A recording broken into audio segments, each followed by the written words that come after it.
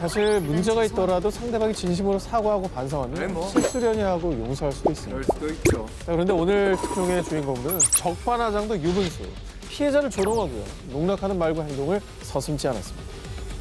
정말 얼굴에 철판이라도 깔았는지 상식이 전혀 통하지 않는 인성 파탄자들이었는데요.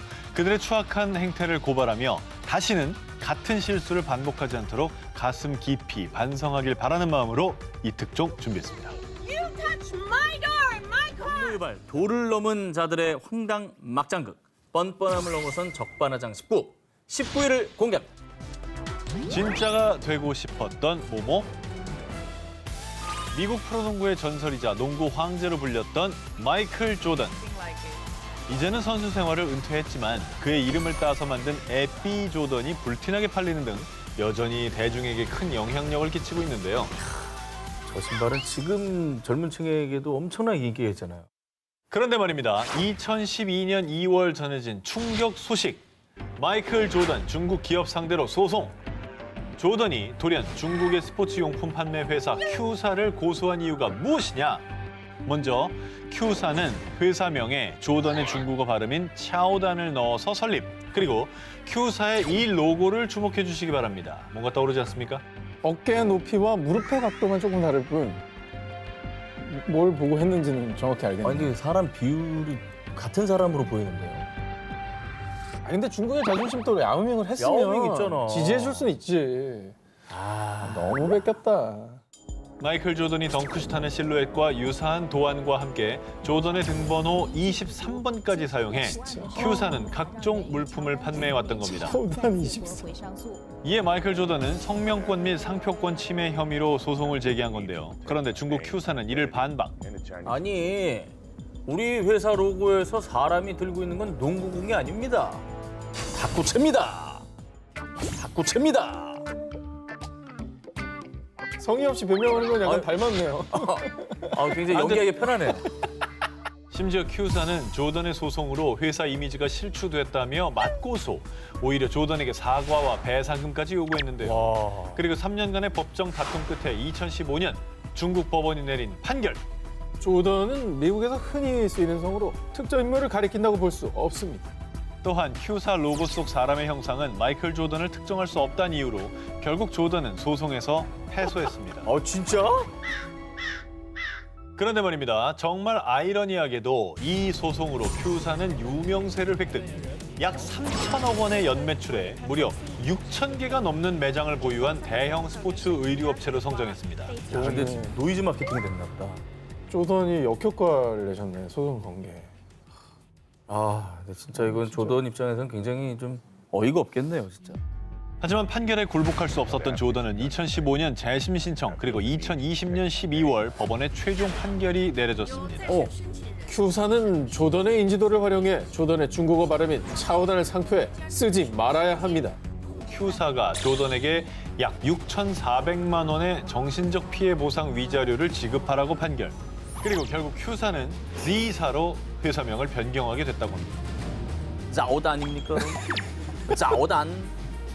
더 비슷해졌는데. 차오단이 아니라 차오단이 더 비슷해진 거 아닙니까? 짜오단. 좀 그래, 지읒이 됐네, 우리로 치면. 다른 이름으로 바꾼 거예요. 다른 이름. 아예 짜오단이 아니고. 매장이 몇 천 개? 6,000개. 6천 개. 근데 이제 배상금이 6천만 원이라는 건, 야, 이거는 솔직히 누구라고 생각할지라도 할 만한 장사는 저쪽에 따라고 볼 수 없는데. 이게 돈을 안 주더라도 좀 이렇게 좀 사과라도. 그러니까 사실 돈보다도 브랜드 이미지 때문에 소송한 건데. 사과는커녕 거꾸로 조던을 고소했으니까요. 어. 진정한 오늘의 주제에 딱 맞는 사람들인 거죠. 도둑의 황당한 모모. 2013년 3월 중국 다롄에 거주하는 우 씨는 아내와 아들과 함께 외출을 했습니다. 그런데 그 사이 도둑이 침입. 아무도 없지. 그럼 슬슬 털어볼까? 아이 뭐야, 겨우 이게 다야? 휴대폰도 뭐 이런 걸 써? 도둑은 우 씨의 휴대폰과 현금 등을 훔쳐 달아났는데요. 피해액은 약 3천 위안, 하나로 약 55만 원으로 우 씨의 한 달치 월급이자 전 재산이나 다름없는 돈이었습니다. 진짜 속상했을 것 같아요, 저는. 그렇죠. 전 재산이라잖아요. 그러니까 당장 잡아서 혼쭐을 좀 내줘야 되는데. 그럼 아, 불안합니다. 오늘 주제가 또 주제인 만큼. 놀란 우 씨는 급히 이웃의 휴대폰을 빌려 도난당한 자신의 휴대폰으로 전화를 걸었습니다. 역시나 휴대폰은 꺼져 있었지만 우 씨는 지푸라기라도 잡는 심정으로 도둑에게 메시지를 남겼습니다. 아, 도둑님, 가져가신 건 저희 가족의 전 재산이에요. 돌려주시면 절대 신고 안 할게요. 제발 좀 부탁드리겠습니다. 근데 이거 솔직히 도둑 입장에서 이거 신경 쓰겠습니까? 그냥 딱 끊어버릴 것 같은데. 아니, 전화기를 차단하고. 꺼놨는데 뭐 보기나 하겠어요? 간절했던 우 씨의 마음이 통한 걸까요? 도둑으로부터 답장이 왔습니다. 뭐라고? 너희지? 아니 너무 가난해서 훔칠 것도 없더라. 아니, 시간만 낭비했잖아.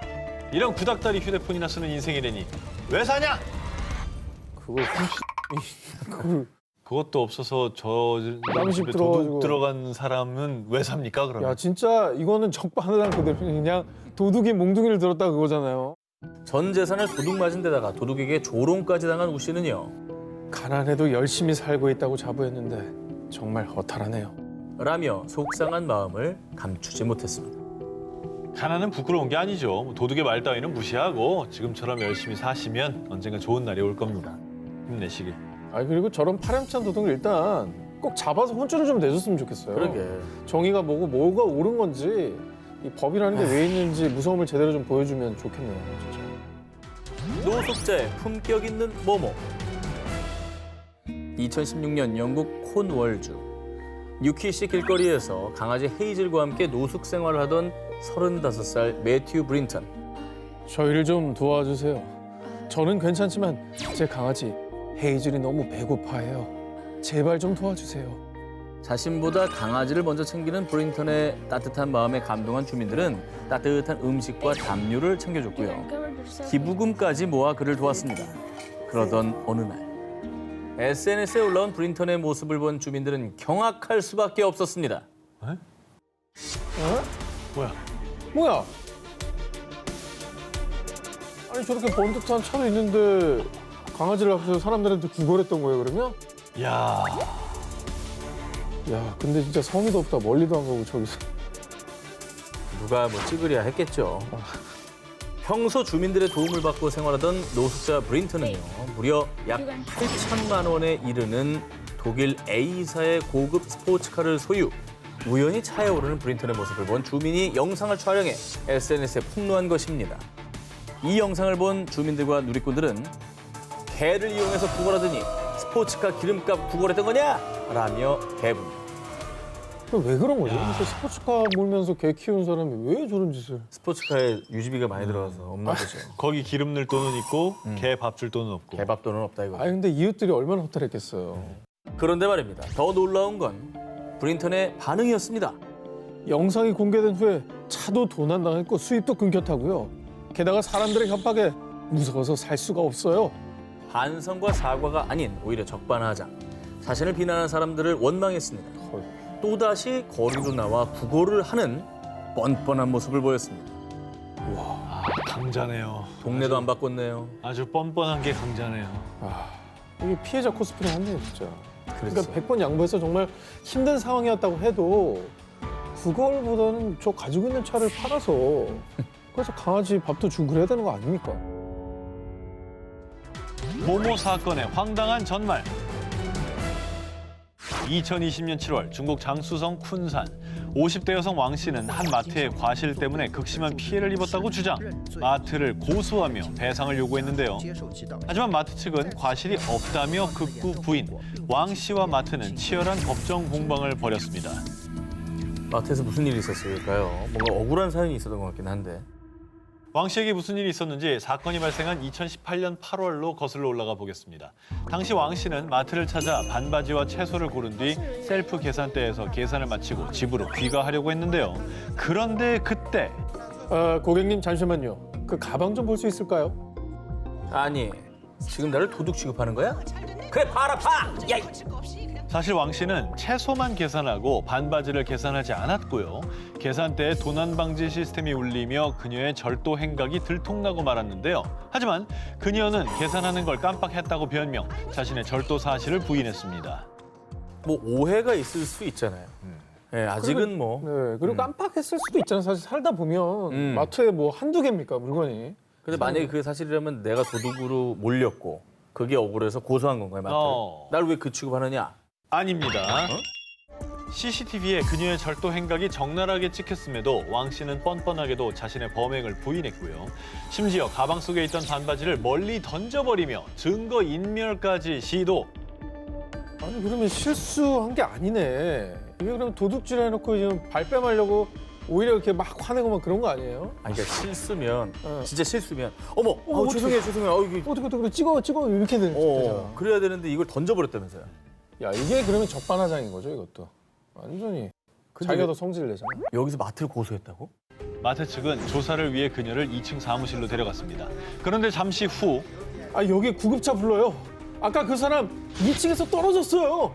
조사를 받던 중 잠시 화장실에 다녀온다던 왕 씨는 화장실 밖 파이프를 통해 도주를 시도. 그 과정에서 추락해 하반신 기형 장애를 얻게 된 겁니다. 아우, 그런데 자신의 잘못으로 발생한 사고임에도 내가 이 사건의 가장 큰 피해자예요. 마트 직원들이 강압적인 분위기를 조성해서 나도 모르게 그만 도망친 거라고요. 라며 적반하장 태도를 보였고요. 심지어 마트 측에 의료비와 보상금 명목으로 17만 7천 위안, 우리 돈 약 3,200만 원을 요구하기까지 했던 겁니다. 하지만 쿤산 법원은 사건 당시 CCTV를 토대로 마트 측이 강압적인 태도를 취하지 않았다는 점과 왕 씨의 절도 사실을 인정. 그리고 상해 원인과 결과 모두 스스로 자초했다며 소송을 기각했습니다. 저 사람 진짜 안타깝다. 반바지가 뭐라고. 그러니까 뭐 장애를 얻으셨다면서요? 이거 굉장히 슬픈 일이고 안타까운 일이긴 하지만 본인이 가장 큰 가해자이자 피해자인 거예요. 맞아요. 아니, 그 잘못 하나 인정하면 될 걸 갖다가 맞아요. 반바지 하나 인정하기 싫어가지고 도망가다가 방해까지 왔고. 그거 얼마나 한다는 거죠? 교통사고 가해자 모모의 적반하장. 2013년 4월 미국의 브루클린.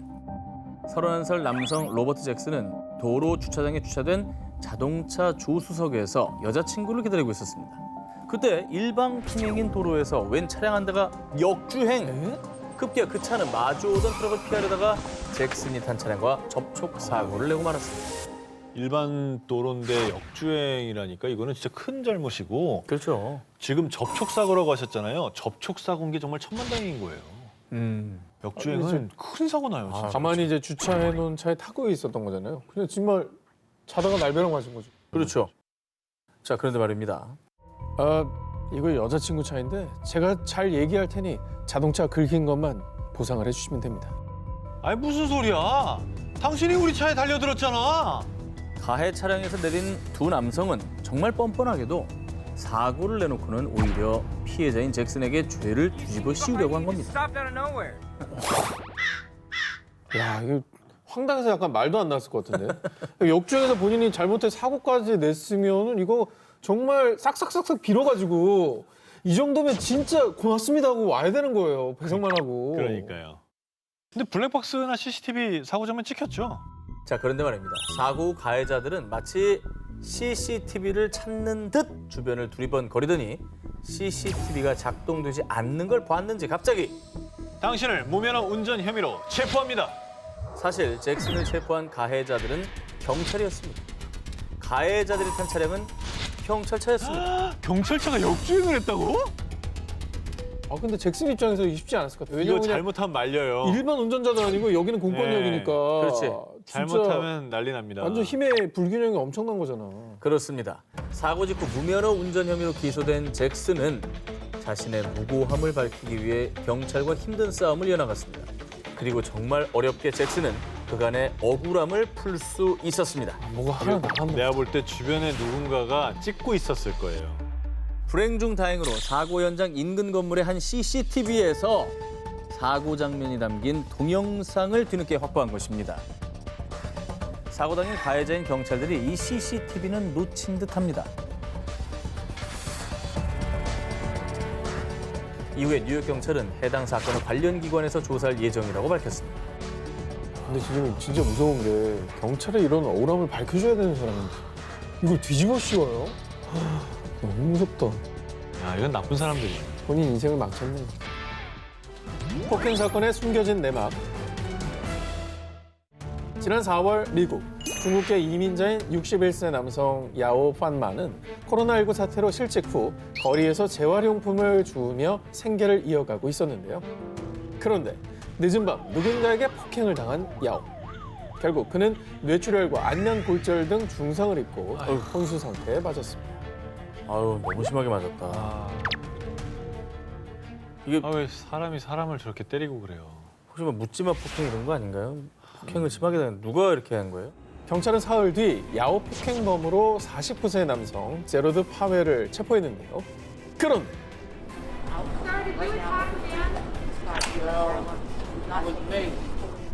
오히려 자신이 야오에게 폭행을 당했다며 억울함을 호소한 파웰.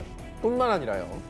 제가 아시아인 강도들한테 당했는데 그 남자가 강도들과 한패가 분명해요. 내가 피해자라고요.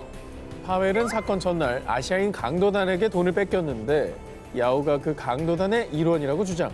그리고 사건 당일 우연히 마주친 야오가 자신을 조롱하며 위협했다고 주장했습니다. 와, 그럼 맞은 사람이 강도였다 이거죠? 예, 그렇게 주장한 거죠. 난 정당방위였다.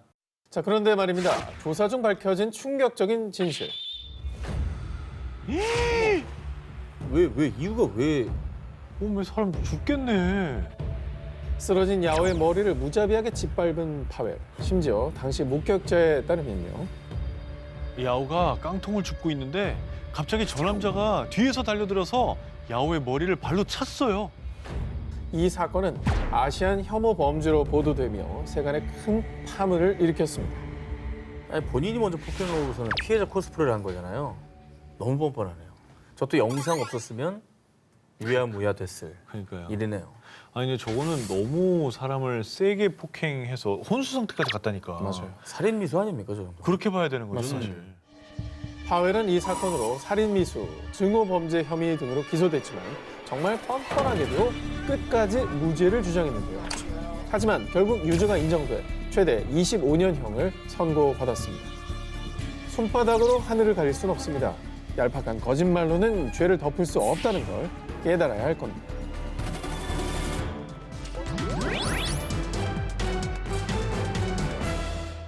(2021년 8월) 미국 매사추세츠주 가족과 함께 장을 보고 나온 줄리는 두 남녀가 자신의 차문을 멋대로 연 모습에 대분노. 급기야 주차장에서 말다툼을 벌였는데요. 남의 차 문을 열었다고요? 근데 도둑인데 왜 말다툼을 해요? 미안하다고 그래야지. 도둑이 아니, 도망가든가? 도망가야 되는 거지. 자, 그런데 사실 이들이 차 문을 열 수밖에 없었던 이유가 있었습니다. 사건 발생 약 40분 전 마트를 찾은 캔달라리아와 프렌즈는 야외 주차장에서 뜻밖의 광경을 목격했는데요. 어떡해, 이 무더위에 개가 차 안에 방치돼 있어. 아, 저거는 열어줘야지. 그렇습니다. 당시 기온은 30도에 육박하는 무더운 날씨였기 때문에 두 사람은 차 안에 있는 개가 걱정됐지만 일단 주인을 기다리기로 했습니다. 하지만 약 20분이 지나도 개의 주인은 나타나지 않았고 아유, 더워라. 한여름 무더위 속에 개는 점점 숨을 헐떡이기 시작. 이대로는 안 되겠다 싶었던 캔델라리아와 프렌즈는 강제로 차문을 개방한 뒤 개에게 물을 먹이며 주인을 기다렸습니다. 아유, 저건 고마워야 되는 거 아닌가? 아니 그걸 떠나서 미국은 저거 형사처벌 대상 아닌가요? 자, 그렇습니다. 그리고 약 40분 뒤에야 모습을 드러낸 개의 주인인 줄리는 You touched my door in my car. Do you own my vehicle? Do you want me to call the cops? Do you want me to call the cops can on you? back up. And you put your hands on me You first. can back away. Fine. Keep approaching. You You're very. fine. And you have on recording. Hello. 정말 무개념이네. Hello. 아, 저거는 정말 인성에 문제 있네. 야 정말 상식이하다. 매사추세츠 법에 따르면 개를 무더운 날씨에 방치할 시 $500 이하의 벌금을 부과. 뿐만 아니라 당장 개를 구조해야 할 응급 상황인 경우 주인이 없을 때 창문을 깨도 법적으로 문제가 되지 않는데요. 즉 칸델라리아와 프렌즈의 도움이 아니었다면 사랑하는 본인의 반려견이 목숨을 잃을 수도 있었던 데다 견주 본인 입장에서도 범법자가 될 수 있었던 상황이었음에도 불구하고 줄리는 고맙다는 인사는커녕 불같이 저렇게 화를 냈고요. 심지어 이들에게 물건을 던지며 위협을 가하기까지 했습니다. 그리고 당시 상황이 알려지자 사람들은 감사할 줄도 잘못한 줄도 모르는 무개념 견주라며 그의 뻔뻔한 행동을 비난했습니다. 야, 나는 저 개가 불쌍해. 주인이 저 모양이니 아우 정말. 사실 꼭 법이 이거를 범법으로 정하고 안 정하고와 관계없이 자기 개를 위해서 저렇게 안 하고 싶지 않을까? 개가 너무 하면 안 되는 거 아니에요? 다음 특종 역시 개념 리스, 적반하장, 뻔뻔한 견주의 만행을 취재해왔습니다. 2020년 9월 중국 허난성, 길을 걸어가던 남성 진 씨에게 갑자기 지나가던 개가 달려들었는데요. 목줄을 일단 안 했죠. 아니 근데 갑자기 공격하듯이 뛰어왔는데? 그러니까 이거 그건가요? 또 우리 개는 안 물어요 그건가요 또? 아 나 그 말 제일 싫어. 아 제일 싫어 듣기 싫어 죽겠어. 자, 목줄도 착용하지 않은 개는 매섭게 짖으며 진 씨를 위협, 갑작스러운 개의 공격에 당황한 그는 발길질 신용을 하며 개를 쫓아냈고요. 위기를 모면한 진 씨는 놀란 가슴을 진정시키고 있었습니다. 그런데 이 두 견주는 정중히 사과하기는커녕 우리 아기 놀란 거 안 보여? 당장 우리 애한테 고개를 숙이고 사과해. 와 정말 창조적이네요. 진짜 창조적이네. 자, 더 가관인 거는요. 진 씨가 황당한 상황에 당연히 사과를 거부하자 曹国良吐了一口口水，然后呢，我就反击，他开始打我， 어? 오히려 때리는 거예요? 就开始打我。 자, 견주들은 그의 얼굴을 수차례 가격하며 폭행까지 행사했고요. 심지어 얼굴에 침을 뱉는 등 모욕감까지 안겨졌습니다. 몰상식이구나 몰상식. 아유. 너무 황당하네. 아니 자기 반려견들이 저렇게 잘못했으면 죄송하다고 해야지. 죄송했다고 해야지. 당시 지나가던 행인들의 신고에 공안이 출동해 조사를 벌였고요. 진 씨의 상해 정도가 경미하다는 이유로 견주들에게 각각 8일과 5일의 구류와 약 8만 5천 원의 벌금을 부과하는 데 그쳤습니다. 에휴. 이에 분노한 진 씨는 소송도 불사하겠다는 뜻을 밝혔고요. 사람들 역시 뻔뻔한 견주들에 대한 처벌을 강화하라. 타인을 배려하지 않는 사람은 생명을 키울 자격이 없다라며 목소리를 높였습니다. 그리고 두 뻔뻔한 견주 외에도 중국 내에서 견주들의 관리 소홀로 반려견 관련 사고가 끊이질 않자 중국 정부는 동물법을 제정. 2021년 5월부터 반려견과 외출 시 목줄 착용을 의무화하는 등의 동물법을 시행하고 있지만요. 여전히 무책임한 견주들로 인한 반려견 사고는 끊이질 않고 있습니다. 견주는 개를 돌볼 책임이 당연히 있고요. 또 타인에게 해를 끼치지 말도록 이제 교육을 해야 될 책임이 있습니다. 그리고 만에 하나 그렇지 못한 상황이 생기면은 당연히 사과를 해야죠. 못 그러면은 키우면 안 돼요. 그럼. 한 생명을 책임진다는 것엔 많은 책임이 뒤따릅니다. 내 반려견이 귀한 만큼 타인을 존중하는 것 역시 중요하다는 걸 제발 좀 깨달으시기 바랍니다.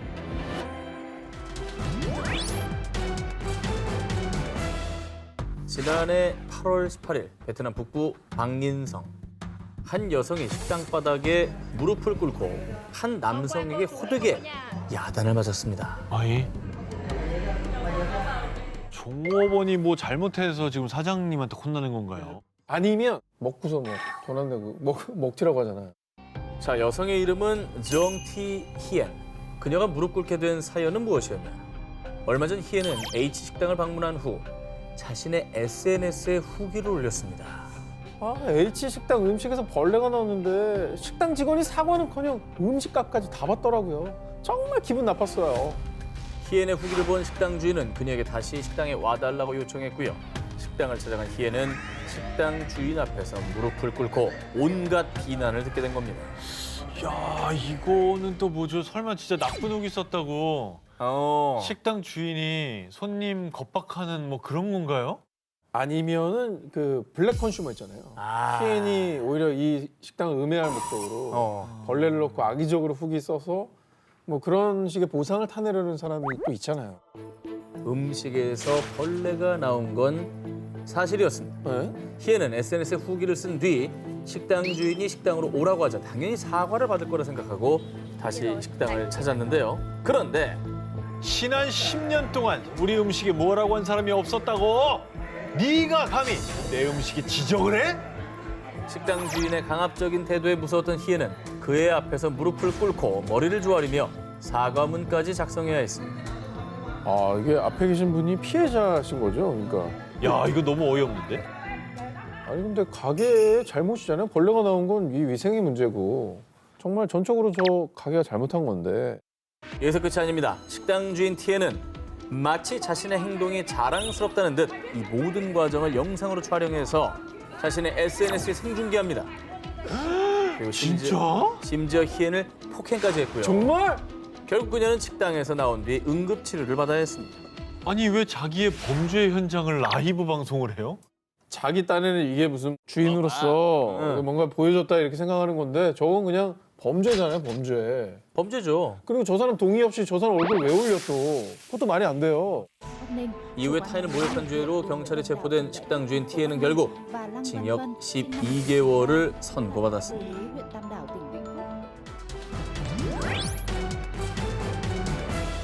이번 특종은 2016년 미국 사회를 떠들썩하게 만든 한 장의 편지를 먼저 소개하겠습니다. 그의 삶은 사건 발생 이후 180도 달라지게 됐습니다. 행복으로 가득 찼던 그의 삶은 걱정과 공포와 우울감으로 가득 차게 됐어요.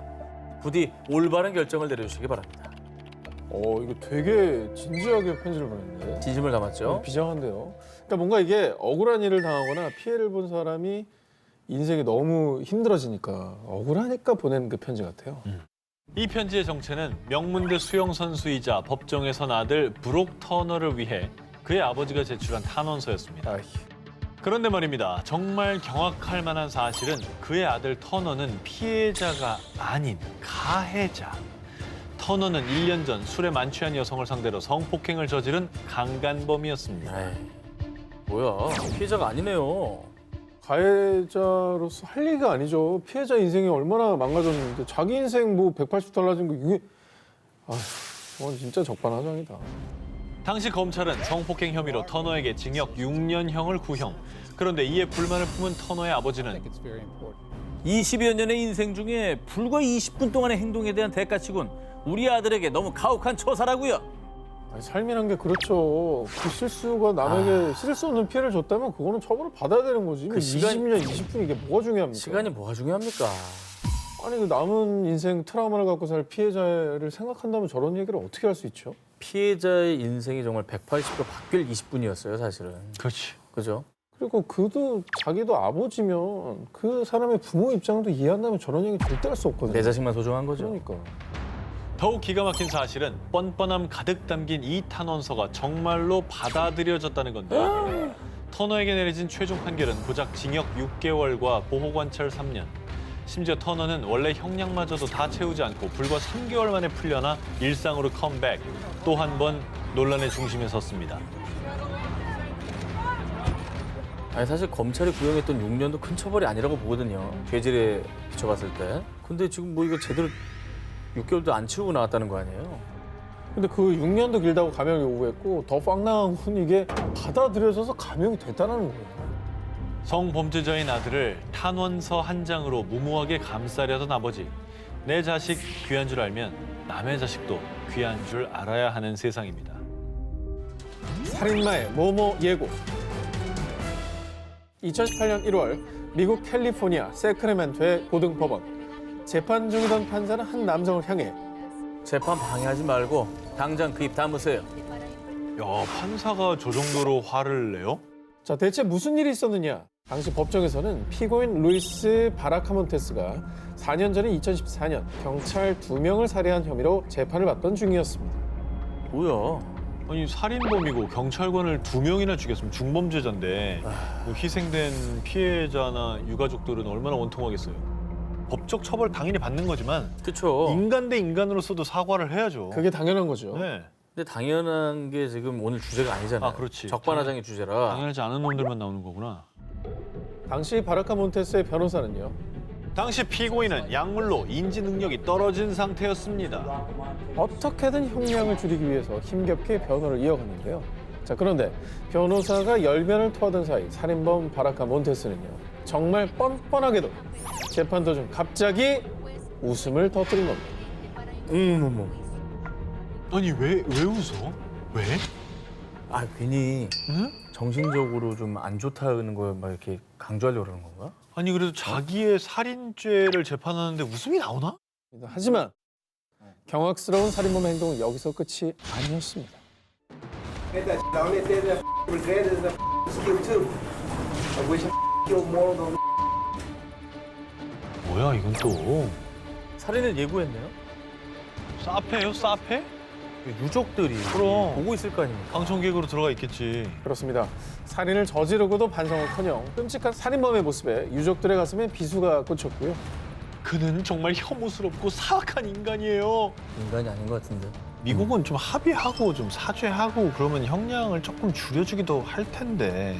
아니 저거는 뭐 완전 포기한 건가? 뭐 오죽하면 판사가 호통칠 정도니까요. 그러니까 왜 저렇게 행동했지 이해가 안 되네. 정말 저 웃음기 싹 사라지게 큰 형량이 내려졌으면 좋겠습니다. 네. 법정에서 웃음을 터뜨리고 추가 살인까지 예고한 살인범. 극악무도한 바르카 몬테스는 결국 사형을 선고받았습니다. 세상에서 가장 파렴치하고 뻔뻔한 악마의 웃음. 본인의 죄가 얼마나 끔찍하고 추악한지 평생을 지옥에서 뼈저리게 느끼시길 바랍니다.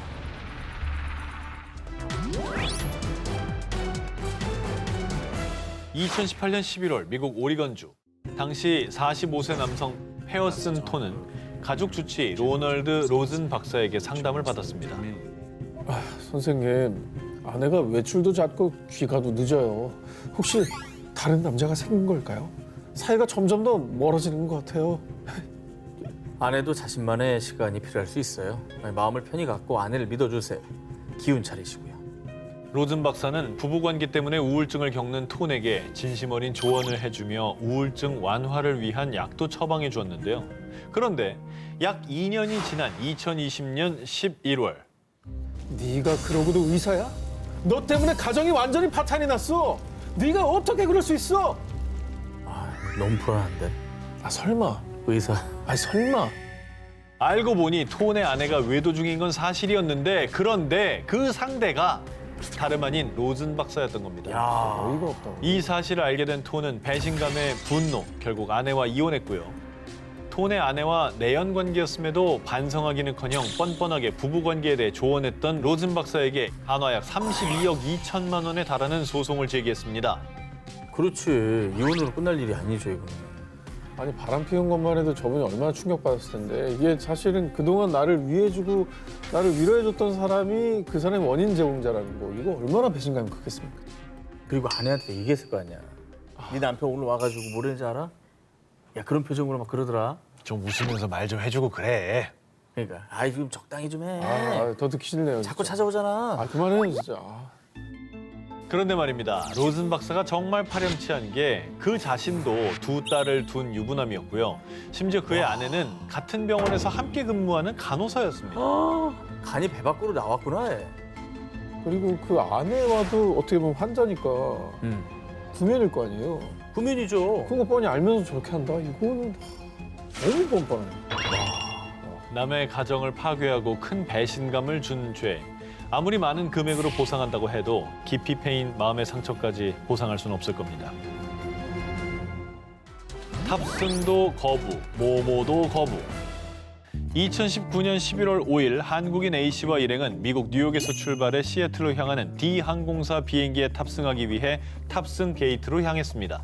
그런데 손님 죄송합니다. 이미 탑승 마감했습니다. 이런 경우 뭐 가끔 있어요. 예, 게이트에 늦게 간다거나 잘못 알았을 경우에는 가끔 이렇게 마감되는 경우도 있고 그러면 안내에 따라 이제 뒷비행기를 타고 간다거나 뭐 그렇게들 많이들 하잖아요. 그죠? 면세점에 정신 차리다 보면 놓칠 네. 수 있죠. 네. 그러나 A씨의 일행은 늦은 게 아니었습니다. 왜? 보통 국내선 비행기는 이륙 10분 전에서 5분 전까지 탑승구가 열려 있는 게 일반적이고요. A씨는 출발 시간 18분 전에 게이트에 도착했고 탑승 마감 전 A씨와 일행들을 찾는 파이널 콜조차 없었다고 합니다. 그리고 심지어 출발 시간도 되기 전 비행기는 이륙했다고 하는데요. 뭐야? 승객이 안 탔는데 올라갔다고요? 네. 이럴 수도 있어? 그러니까 다 안 차면 못 가는 거거든 일단. 그죠? 원래 그렇죠. 그걸 기다려야지. 근데 전산상에 오류가 있었네. 자, 알고 보니 무리한 오버부킹이 원인이었습니다. D항공사는 7명을 초과해 예약을 받았고 탑승 시간이 남았는데도 불구하고 대기 중이던 승객들을 빈자리에 태운 뒤 탑승을 마감해버렸던 겁니다. 근데 보통 오버부킹이라는 걸 해요. 왜냐하면 노쇼가 많으니까. 근데 그게 이제 안전장치로 수속을 하면서 발권하면서 밝혀지잖아. 밝혀지긴 하니까. 하지만 좌석 대기자를 탑승시키려면 기존 예매한 사람이 표를 취소하거나 파이널 콜에도 도착하지 않았을 때 혹은 승객의 동의와 함께 그에 상응하는 보상을 제공하는 것이 일반적입니다. 그렇죠. 그런데 이 D항공사는 그 어떤 안내도 보상도 없이 환불조차 해주지 않아 피해 승객들은 다음 날까지 공항에서 노숙을 해야 했는데요. 심지어 그럼 재심은요? 수화물은 내려주실 거죠? 이미 출발했습니다. 수화물은 시애틀에서 찾으실 수 있습니다. 탑승하지 않은 승객의 수화물 운송은 회항 조치까지 가능할 정도로 대박이다. 보안상 중요한 부분임에도 A씨와 일행들의 수화물을 그대로 실은 채 비행기가 출발했다고 합니다. 아니 그리고 이게 이제 중요한 뭐 수술 있죠. 그렇죠, 진짜 의사. 비즈니스 미팅 이런 거였으면 이거 어떻게 보상이 됩니까? 뭐 면접 보러 가는 사람이거든. 면접, 뭐 오디션 이런 거 어떻게 할 거야? 뭐야, 어떡할 거야. D항공사의 행태에 논란이 거세지자 D항공사 측은 공식 사과와 함께 피해 승객들에게 항공권과 숙박비 등 기타 피해 비용을 보상하겠다는 입장을 밝혔습니다. 뒤늦게라도 사과하고 보상을 뭐 했다고 하니까 이건 다행인데 결국 뭐 이렇게 해서 본인들도 이미지 실추되고 이제 앞으로도 그 승객 이 항공사 이용하시겠습니까? 절대 안 쓰지. 고객도 잃어버리고 이건 정말 뻔뻔한 넣어서 적반하장했던 거죠. 그렇지. 퇴근? 그러냐? 일단 꼴찌 확정. 오케이. 지난 4월 2일 호주 브리즈번에서 식당을 운영하는 셰이 헤이스턴. 그는 이날도 어김없이 주문이 들어온 음식을 제조하기 위해 주문서를 확인했는데요. 그런데 주문서에는 아주 충격적인 문구가 적혀 있었습니다. Too very annoying. 주문서에 아주 짜증나는 아시안 2명이라며 아시안을 비하하는 문구. 이 식당 직원이 작성한 것이었는데요. 아, 이거 예전에 무슨 저기 카페에서 뭐 컵에다가 찢어진 눈 표시해가지고 이렇게 뉴스 난 적 있잖아요. 네네. 아니 만약에 사장님인데 직원이 저렇게 했으면 어떻게 저 하시겠어요? 무조건 사과죠. You are the most annoying person. 무조건 사과의 서비스에 뭐 다 나가서 저 얘기가 어디 안 퍼지게 해야죠. 자, 그런데 말입니다. 아이고 세상에 나는 우리 직원이 너무너무 좋아. 모르는 거야. 아유 착해라. 심지어요.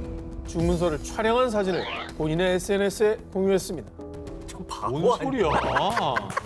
그게 저런 아니 아까 걔 아니야? 베트남 그 식당 아니, 주인? 진짜. 걔가 여기 가서 지금 하고 있는 거 사고가 아니야? 단순해. 여러 사람이 있어. 아니 동급이구만. 내 정신 상태가. 이후에 이 식당의 단골이었던 알렉스는요. 당신은 식당의 주인입니다. 직원의 잘못된 행동을 말리는 게 당신의 일이라고요. 이건 옳지 않아요. 알렉스의 지적에도 주인 헤이스턴은 농담일 뿐이라며 뻔뻔하게 대응. 심지어 아 그렇게 할 일 없으면 다른 취미나 찾아봐. 아 그리고 피해자 코스프레 그만하고 수고. 그리고 이를 본 누리꾼들은 저런 개념 없는 식당은 절대 이용하지 말자. 인종차별주의자는 혼쭐이 나야 된다 하며 분노. 식당에 항의 전화가 빗발쳤고요. 그제야 식당 주인 헤이스턴은 자신의 행동에 깊은 실망과 부끄러움을 느낀다며 사과문을 공개했습니다. 왜 저런 일이 있어야 할까? 저건 머리가 나쁜 거예요. 양심이 없는 거예요. 뭐예요? 둘 다 하죠. 개념도 둘 다 하죠. 없고. 둘 중에 하나라도 있으면 저렇게 안 돼요. 이번 특종도 마찬가지로 인종차별에 대한 소식입니다. 지난 3월 17일 미국 텍사스주 아프리카계 미국인 여성 5명이 한 미용용품 매장을 방문했는데요. 그런데 갑자기 흥분한 그녀들이 목소리를 높이며 물건들을 집어던졌고 매장은 아수라장이 됐습니다. 혹시 아프리카계 미국인이다. 그래서 인종차별 받은 건가요? 그래서 화가 난 거 같죠? 그럴 수도 있죠. 어. 그럴 수도 있죠. 자, 결국 그녀들은 신고를 받고 출동한 경찰에게 체포됐는데요. 그런데 우리가 가게 안으로 들어가니까 이 사람들이 저희를 괴롭히기 시작했다고요. 한국 인종차별은 정말 참 안 없어지네요, 진짜. 그러니까. 아 근데 어쨌든 매장에 난동 부린 건 뭐 잘한 거라고 볼 수 없죠. 하지만 억울한 마음만큼 이해가 됩니다. 얼마나 억울하면 네. 난동을 피웠겠습니까? 자, 그런데 말입니다. 이 사건에 반전이 있었습니다. 사실 인종차별을 당한 피해자는 아프리카계 미국인 여성들이 아니라 한인이었습니다. 어? 뭐야? 한인이었다고? 자, 사건의 전말은 이렇습니다. 케온드라 영과 다콰이샤 윌리엄스를 포함한 아프리카계 미국인 여성 5명이 한인 김 씨의 매장에 찾아와서는요. 어이, 그쪽에 그만 아시안 계집애. 우리 구역에서 영업하지 말고 당장 꺼져, 이씨. 근데 웃긴 거는 이제 인종차별 당해본 사람들이 똑같이 인종차별을 하고 있는 게 웃긴 거죠. 아니 근데 너무 괘씸한 건 본인들이 아프리카계 미국인이라는 그 신분을 이용해가지고 뒤집어 씌우려고 했다는 게 너무 괘씸한 거예요. 자, 그녀들의 횡포는 이뿐이 아니었습니다. eventually charging Kim punching her 뭐야? 8 times still beating on her with her fists as she lay on the ground. 너무 이상한데? 저래놓고 무슨 자기가 차별을 받아. 무자비하게 폭행을 당한 주인 김 씨는 결국 코뼈까지 부러졌고요. 폭행을 말리려고 달려온 김 씨 아들 역시 얼굴에 상처를 입고 말았습니다. 주인 김 씨의 신고로 체포당한 이들은 오히려 인종차별을 당했다고 뻔뻔하게 주장했지만 결국 진실이 밝혀지며 폭행 혐의로 기소됐습니다. 너무 몰상식하다. 저는 진짜 이 작년부터 이 사건 말고도 너무나 그 아시아 사람들을 향한 무차별적인 폭행이 많아요. 이거 증오범죄라고 봐야 되는 건데 이게 진짜 너무 많이 일어납니다. 자기보다 더 약한 대상을 찾아서 공격하는 게 결코 옳은 일이 아니잖아요. 비겁한 거죠. 정말 비겁한 행동이라는 걸 꼭 깨달을 필요가 있을 것 같습니다. 유족을 모모한 소년 살인범의 최후. 2017년 7월 미국 17세 소년 단테 라이트는 1년여 전 18세 소년 조던 콜리의 옷을 갈취하는 과정에서 그를 살해한 혐의로 법정에 섰습니다. 사랑하는 아들을 너무도 허망하게 떠나보내게 된 엄마 캐런 클리는 법정에서 눈물로 호소했습니다. 에이구. I've lost my only child, my son, my baby, my friend. More than that, I've lost laughter and love. 어머니가 눈물을 참질 못하시네. 계속 눈물이 나시네 그냥. 가슴에 묻을 수밖에 없잖아요. 사랑하는 자식을 떠나보낸 그 마음은 어떻게 헤아릴 수 있겠습니까? 이루 말할 수 없는 슬픔에 재판 내내 눈물을 흘린 유족들. 하지만 제가 가진 모든 사랑과 웃음을 잃었습니다. On the nights I managed to 하지만 sleep, I wake 모두의 up hearing my 미래를 son 위해 scream for me. 아이들을 Said I have to 용서하겠습니다. realize all the 저거 쉽지 않을 텐데. 사실 저도 아이를 키우는 부모 입장에서 이게 어떻게 다가올지 뭐 100% 이해한다고는 말씀 못 드리겠지만 이건 정말 큰 결정을 내리신 거예요. 그 가해자들은 평생 갚으며 살아야 돼요. 그게 중요합니다. 평생. 유족들이 흐느끼며 말을 이어가는 first time 그때 in my life, I feel hate in my heart. Here 왜 is mine. 웃어? I hope that every time you want for a jacket, you stay. 너무 저 웃음이 끔찍하고 소름 Every time you 돋네요. want for shoes, you get a 처벌도 반성을 하라고 내리는 건데 그럼 이게 약간 의미가 뭐가 있나 싶어요. 무슨 의미가 있습니까 저런 선처가? 네. 오열하는 유족 앞에서 비웃음을 흘린 살인범 라이트. 심지어 그는 유족들에게요. I just want to tell y'all, I'll be home soon. R.I.P. Keon. I love my family. 라이트는 살인을 저질렀는데도 불구하고 이미 유족과 합의를 했기 때문에 큰 처벌을 받지 않을 것이라 굳게 믿고 마치 유족들을 조롱하는 듯한 발언과 태도로 일관했습니다. 합의했고 미성년이니 크게 뭐 별일 없겠지 이걸 알고 저렇게 까부는 거군요. 아 근데 처벌이라도 좀 판사님이 세게 내렸으면 좋겠다. 갑자기 그 생각이 드는데요. 그렇습니다. 그런데 역시나 법은 냉정하고 엄격했습니다. 라이트를 유심히 지켜보던 판사는요. Bargained for, sentenced by the parties, but watching you sit there, smile, laugh, and shake your head like this was no big deal, I'm very tempted to just say, I'm not going to accept this sentence agreement. We'll go to trial, and if you're convicted of felony murder, you'll go to prison for the rest of your life. That means you'll die there. That's what I'm tempted to do. 잘하셨다. 판사는 정말 이례적으로 유족의 선처와 합의를 배제하고 최고 52년형을 선고. 판결에 놀란 라이트는 굳은 표정으로 다급하게 변호사를 재촉했지만 별 수 없었고요. 결국 라이트는 평생을 감옥에서 보내게 됐습니다. 에이구.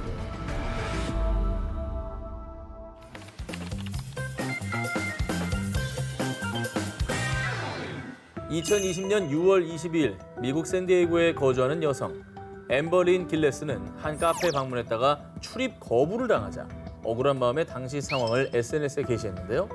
그런데 쫓겨날만 했네. 안전이 최우선. 카페 직원 일 참 잘하네. 응원합니다. 라며 카페 직원을 옹호하는 예상치 못한 반응들이 쏟아졌습니다. 뭐지? 아니 억울해서 글을 올렸는데 손님이 어쨌거나 들어가려다 쫓겨난 것 같은 느낌인데 그렇습니다. 이걸 왜 직원 편을 들죠? 사실 길레스는 마스크를 착용하지 않은 채 카페 방문. 이에 매장 직원 레닌 구테레스는 원칙대로 그녀를 저지, 서비스를 거부했던 겁니다. 그런데 길레스는 이 상황이 억울하다며 쿠티에레즈의 얼굴 사진과 함께 불쾌한 심정을 SNS에 게시했던 것이죠. 아니 작년에 미국 코로나 상황 심각했잖아요. 다른 손님들의 안전을 위해서 해놓은 조치인데 이게 아니 진짜 적반하장이네. 자기 억울하다고 사진까지 찍어 올렸다고. 이거 초상권 있잖아 저 사람도. 이 길레스의 적반하장은 또 여기서 끝이 아니었습니다. 누리꾼들은 원칙을 지키고도 수모를 당한 카페 직원 구테레즈를 위로하기 위해서 팁의 의미로 크라우드 펀딩 사이트를 통해 약 10만 5천 달러, 한화로 약 1억 3천만 원을 모금했는데요. And that right there is $100,000. 이 소식을 들은 길레스는 뭐? 10만 달러? 나 때문에 받은 거니까 절반은 내 거지. 천식 때문에 마스크를 쓸 수 없다며 진짜 차별을 당한 사람은 자신이라고 호소했고요. 그리고 정말 뻔뻔하게도 변호사 수임료 모금을 위한 크라우드 펀딩 게시물을 게시하며 끝까지 적반하장 태도를 보였습니다. 그러니까 저 정도 되면 내가 잘못했나? 그치. 내가 혹시 나의 생각이 일반적이지 않은 건가? 라고 돌아볼 법도 한데 역지사지해야지. 이 사람은 정말 황당해. 자, 그리고 얼마 후 그녀는 또 다른 카페에서도 마스크 미착용으로 인한 실랑이를 벌이며 논란이 되기도 했습니다. 이분 상습범이네. Are you recording? Because I'm sick of being discriminated against and I don't have a mask. I have a mask and a medical exemption. I didn't think I was going to sue you, but now I'm suing you. I got $5,000. 거기서 저 찍고 막 화내고 앉아 있습니다. 아, 저 직원이 무슨 죄입니까? 그러니까요. 다른 손님의 안전을 위해 행하는 조치인 건데. 인도 뉴델리 집단 성폭행 피해자 결국 사망.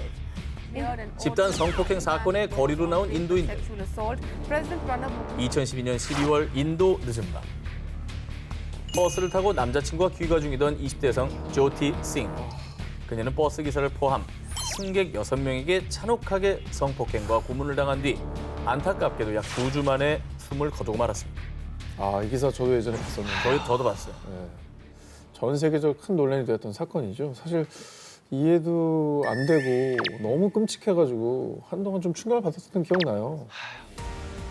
일명 인도 버스 집단 성폭행 사건 이후 인도 전역에서 가해자 엄벌과 여성인권 신장을 촉구하는 대규모 시위가 연일 벌어졌는데요. And kids being pushed, you know? 뿐만 아니라 2013년엔 인도 정부에서 성폭행 처벌을 강화하는 개정안을 발의하는 등 당시 이 사건은 전 세계에 큰 충격과 파장을 일으켰습니다. 그런데 사건 발생 3년 후 전 세계가 또 한 번 분노로 들끓었습니다. 그 이유. 여자가 어디 남자한테 저항해? 성폭행이든 뭐든 순순히 허락해야 하는 거 아니야? 헐. 이 충격적인 망언을 내뱉은 사람은 가해자 중 한 명인 무케시 싱. 그는 인도 집단 성폭행 사건을 다룬 영국 BBC의 한 다큐멘터리를 통해서 피해자에 대한 사과와 반성의 기색 없이 자신의 범행을 정당화했습니다. 뿐만 아니라 그는 인터뷰에서 अगर कोई शरीफ लड़की होती है रात को 9 बजे मतलब नहीं घूमती है लड़के भी उतने उससे ज़्यादा जिम्मेदार है रेप के लिए इतने लड़के हैं उससे ज़्यादा 라고 하는 등 후안무치하고 일말의 양심도 없는 언행으로 많은 이들의 공분을 자아냈습니다. 너무 뻔뻔해서 좀 할 말이 없죠. 압도적이다 진짜 이거. 저 사람과 저런 식의 범죄가 저 사람의 나라에 대한 국제적인 인식을 떨어뜨리고 있는 거예요. 사형 선고를 받고 수감 중이었던 가해자 무케시 싱의 추악함은 놀랍게도 이게 끝이 아니었다는 겁니다. 성폭행했다고 사형당하면 앞으로 사람들은 성폭행한 뒤에는 고민 없이 여자들을 살해하게 될 겁니다. 이 같은 무케시 싱의 충격적인 발언이 알려지자 사람들은 피해자를 2번 죽이는 망언이다라며 비난을 퍼붓고요.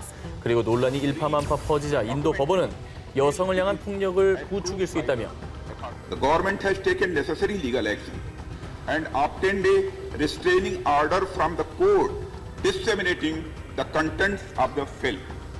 아니, 이건 법원의 주장도 이상한 게 가해자의 뻔뻔한 발언이 비난받고 다시는 이런 비극적인 사건이 없어지도록 그렇게 해야지 여성 폭력을 부추긴다고 방역 금지 처분을 내린 것도 사실 이해가 안 돼요. 이 말도 사실 이해가 안 나. 그러네. 부끄러우니까 이제 가리는데 급급했던 것 같아요. 그렇게 생각되는 거죠. 그렇게 생각되는. 여객기 참사를 키운 만행. 2019년 5월 5일 러시아에서 전해진 비보. 러시아 국내선 여객기 참사 소식이었습니다. 승객과 승무원 78명 중에 37명이 불행 중 다행으로 목숨은 건졌지만요. 정말 가슴 아프게도 절반 이상인 41명은 끝내 여객기를 빠져나오지 못하고 사망하고 말았습니다. 아휴, 자, 그런데 말입니다. 사고 발생 이틀 뒤 인명피해를 키웠다는 이유로 한 남성이 기소됐는데요. 그는 여객기 조종사도 승무원도 아닌 승객이자 생존자였던 드미트리 클렘니코프였습니다. 승객이요? 모스크바 북서부 세레메티예보 공항에서 이륙해 무르만스크로 향하던 국내선 여객기. 그런데 이륙 직후 낙뢰를 맞아 기체 전자장치가 고장나고 만 것입니다. 이후 여객기는 세레메티예보 공항으로 되돌아와 겨우 비상 착륙에 성공했는데요. 하지만 엔진 부분에 화재가 발생, 기체 뒷부분이 거대한 화염에 휩싸이고 말았습니다. 그리고 이때 승객 여러분, 승무원의 지시에 따라 곧바로 통로를 따라 이동해 주시기 바랍니다. 1분 1초가 긴급한 상황. 승무원들은 곧바로 승객들을 대피시켰습니다. 그런데 아니, 짐은 두고 빨리 대피하시라고요. 당시 10C 좌석에 앉아있던 문제 승객 클렘니코프는요. 기내용 수화물 칸에 넣어둔 자신의 가방을 챙기기 바빴고 그 때문에 대피 통로가 막힌 겁니다. 와, 이게 비교적 앞자리잖아요. 10시면 앞이죠. 앞이잖아요. 거길 막아놓은 거예요. 아니, 앞부터 이렇게 다 막아놓으면 승객들이 어떻게 대피를 합니까? 이게 짐보다 사람 목숨이 중요한 그런 순간인데. 와, 근데 이건 너무 황당하다. 그런데 말입니다. 승객 클렘니코프의 뻔뻔함은 거기서 끝이 아니었습니다. 아니, 지금 40분째 기다리고 있는데 빨리 티켓 환불해줘요. 아유, 진짜. 에이다, 진짜 에이. 진짜 에이. 아니, 사람이 다치고 죽었는데 본인 돈 달라니 이게 말이 됩니까? 그러니까 말입니다. 이 사건이 알려지자 전 세계 누리꾼들도 그가 맨 뒷좌석에 앉았어야 했다. 그의 뻔뻔함에 분노가 치밀어 오른다라며 비난을 쏟아냈습니다. 뭐 너무나 당연한 얘기지만 이런 일이 없어야 되겠지만 긴급 상황에는요. 짐이고 뭐고 빨리 그 승무원들의 조치에 따라야 됩니다. 아, 정말 네? 놀랍다. 어떤 상황이든 간에. 자기 짐이 중요하다고, 거기 네. 있는 게 뭐가 또 중요한 게 있다고 그렇게 주장하는 거죠. 영국 청소부들이 비난받는 이유. 2019년 영국 런던의 서튼 기차역. 2명의 청소부들은 여느 때처럼 청소를 하고 있었는데요. 그런데 아니, 저 청소부들 제정신이야? 청소를 왜 저렇게 해? 왜? 어떻게 했길래? 자, 청소부들이 청소를 하고도 사람들에게 비난받은 이유. 어머머머. 노숙자한테 무릎 끼얹는 거야? 청소를 한다면서 노숙자 누워있는 곳에 그냥 물을 뿌려버리고. 거기다 왜 저렇게 물을 뿌려요? 아, 이거 노숙자라고 무시한 것 같아요. 맞습니다. 정말 충격적이게도 청소부들은요. 역 앞에 노숙자가 누워 있음에도 불구하고 걸레를 빨고 난 더러운 물을 노숙자가 누워있는 바닥에 막 뿌렸고요. 그래도 노숙자가 떠나지 않자 노숙자 옆에서 걸레질을 한 겁니다.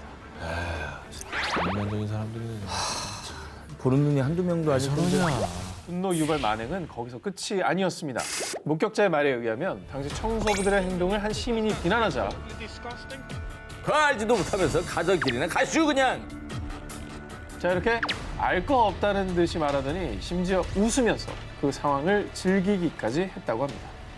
아니, 트러블들이 며칠 동안 이어졌겠죠. 저 어느 날 하루 때문에 저런 짓을 하진 않았을 거라고 믿고 싶고 네. 이어졌겠지만 그렇다 하더라도 저런 행동은 정당화되지 않아요. 그렇죠. 어떤 일이 있었든 간에 저 행동 자체는 누구도 응원해 줄 수가 없습니다. 그래서 생각해 보십시오. 정말 몇몇 몰지각한 사람들 때문에 저기서 고생하시면 청소하시는 분 다 욕먹습니다. 저 사람 한 명 네. 때문에 다 욕먹는 거죠. 뭐 하는 짓이야, 저거. 자, 당시 현장에 있던 한 시민이 청소부들의 만행을 촬영해 SNS에 올렸는데 잘했다. 인격을 모독하는 역겨운 행동. 두 사람을 당장 해고해야 된다 라며 분노를 터뜨렸습니다. 이렇게 거센 파급이 일자 힘없는 약자를 괴롭힌 청소부들은 아니, 나가라고 했는데 안 나가가지고 어쩔 수 없었다니까요. 일말의 사과도 없이 비겁한 변명만 둘러댔고요. 결국 해당 철도회사에선 두 청소부에게 정직 처분을 내렸다고 합니다. 잘했네요. 이제라도 좀 깨달았으면 좋겠네요. 네.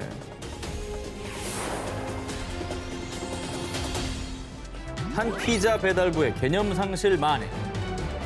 아무리 늦은 밤에 찾아와도 버선발로 뛰어나간다고 할 만큼 반가운 손님 있잖아요. 바로 배달이요. 바로 음식 배달 하시는 분들이죠. 반갑죠. 반가워. 언제나 저 전에 오실까 초인종 쪽만 바라보고 있잖아요. 뜨근뜨근해요. 네. 그리고 우리나라 또 좀 빨리 와요. 그러니까요. 얼마나 고마워요.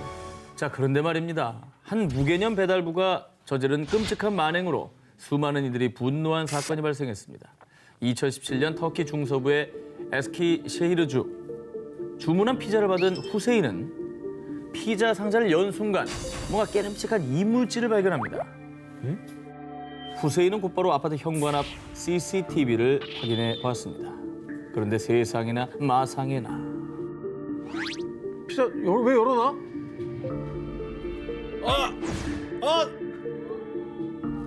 배달부가 피자에 얼굴을 들이밀더니 피자에 하고 침을 뱉은 겁니다. 게다가 그리고 나서는요. 활짝 웃으면서 피자와 함께 인증샷까지 찍은 왜 저랬지? 이해가 안 되네. 이해가 안 되네. 자, CCTV를 확인하고 이루 말할 수 없는 분노에 휩싸인 후세인은요. 곧바로 피자 회사에 전화해 항의했고요. 경찰에 피자 배달부를 신고했습니다. 이 사건으로 법정에선 피자 배달부의 비겁한 변명. 아니 전 단지 피자에 문제가 없는지 확인했을 뿐이라고요. 아유 진짜. 나 오늘 왜 이거 다 나야? 그리고 침을 뱉지 않았다며 되레 억울함을 호소하며 오리발을 내밀었습니다. 거짓말까지. 이후 이 사건이 세상에 알려지자 사람들은 저런 사람 때문에 배달시키기 불안하다. 끝까지 반성도 안 하더니 뻔뻔하다. 라며 분노했습니다. 아니, 우리나라에도 이거 비슷한 사건이 있었잖아요. 이거 그냥 뭐 이게 장난이 아니에요. 이거는 범죄입니다. 진짜 성실하게 일하시는 모든 분들을 욕먹이는 겁니다. 아, 그럼요. 자, 이후에 이 배달부는 재산 피해를 끼친 혐의와 식품위생법 위반으로 2년 6개월형을 선고받고요. 회사에서도 해고됐다고 합니다. 몰상식한 행동을 하고도 끝까지 거짓말을 한 무개념 배달부. 이제 아셨나요? 손바닥으론 하늘을 가릴 수 없다는 걸 말이죠. 스승에게 저지른 추악한 만행. 2019년 5월 미국 동북부에 위치한 오하이오주의 한 중학교에서 가정 수업의 일환으로 요리 경연 대회가 열렸습니다. 학생들이 도전한 음식은 얇은 밀가루 반죽에 과일, 채소, 고기 등 다양한 재료를 넣어 돌돌 싸먹는 크레페. 맛있죠. 아, 크레페 좋죠. 학생들은 저마다 정성의 손길로 크레페를 만들어 제출했고요. 심사위원이 된 교사들은 학생들이 만든 크레페를 하나하나 시식하며 점수를 매겼습니다. 그런데 요리 경연 대회가 끝난 뒤 학교 커뮤니티에 올라온 충격적인 영상. 뭔데 또? 동영상 속에는 7명의 남학생들이 크레페에 정체불명의 이물질을 넣는 모습이 담겨 있었습니다. 이를 수상히 여긴 학교 측은 결국 경찰에 수사를 의뢰했습니다. 아니, 모르는 거야. 불안해. 수상하다니까 더 불안해요, 진짜. 조사 결과 학생들이 크레페에 넣은 것은 정액과 소변, 야, 진짜 미쳤다. 좀 그러고 싶나? 이 사실이 밝혀지자 교사들 역시 구역질을 하기도 했고요. 이후로도 충격에서 헤어나오질 못했다고 하는데요. 아니, 왜 이런 끔찍한 짓을 벌인 겁니까? 그 이유는요. 네. 클릭수 때문이었습니다. 에라이, 진짜. 인터넷에 게시물을 올려서 많은 클릭수를 받기 위해서였다고 합니다. 아, 받아 뭐하게. 아유, 아니 입장 바꿔서 본인들은 정말 저런 거 먹을 수 있냐? 라고 하면 안 그럴걸요? 이건 미친 짓이에요, 진짜. 끔찍한 소식을 접한 사람들은 스승에게 저런 몰상식한 범죄를 저지르다니 이건 중죄다. 학생들을 학교에서 쫓아내라. 라며 비난을 퍼부었습니다. 이후 결국 크레페 사건에 연루된 학생들은 소년 법원에 기소됐는데요. 법원에선 학생들은 그제서야 I'm so sorry. 라며 후회의 눈물을 흘렸다고 합니다.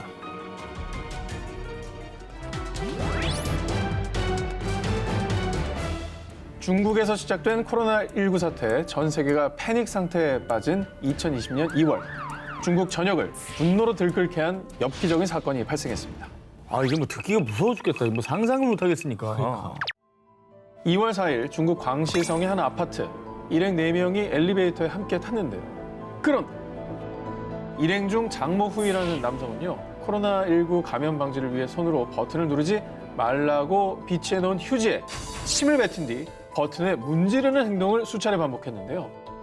코로나19 때문에 지금 전 세계가 지금 걱정을 하고 이거 안 퍼지게 막으려고 노력하는 중인데 저건 뭐 하는 거예요? 그 일행은 왜 안 말려요, 또? 자, 이들의 끔찍한 만행은 아파트 CCTV에 고스란히 찍혔고요. 곧이어 중국 공안에 의해 체포됐는데요.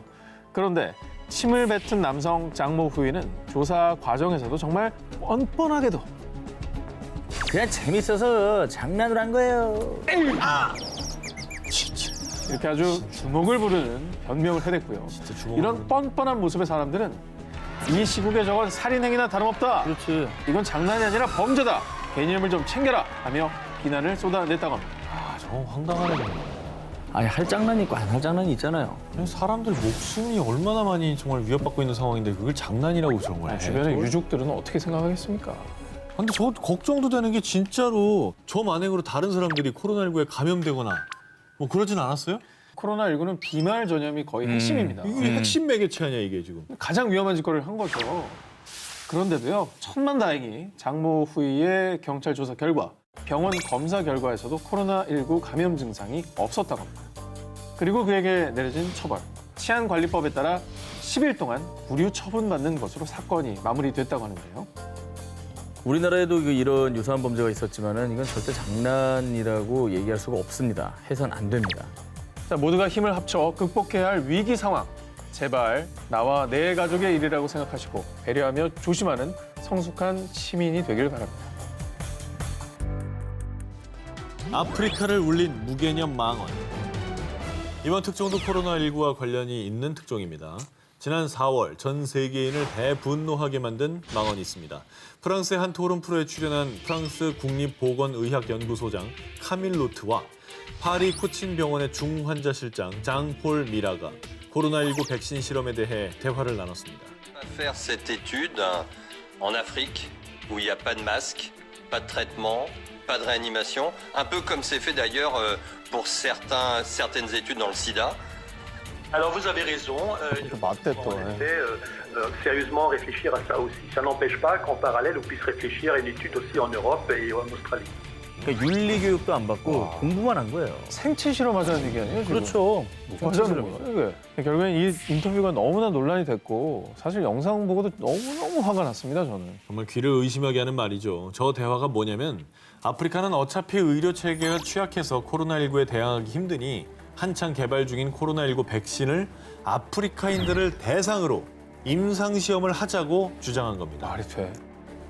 이 방송이 전 세계로 퍼진 뒤 아프리카 전역은 그야말로 분노에 휩싸였습니다. 코트디부아르의 축구 영웅 디디에 드록바는 SNS를 통해 아프리카는 실험실이 아니다. 아프리카 사람들을 기니픽으로 보지 말라라며 목소리를 냈고요. 카메룬의 축구 영웅 사무엘 에토는 의사들을 향해 살인자들이라며 비난을 퍼부었습니다.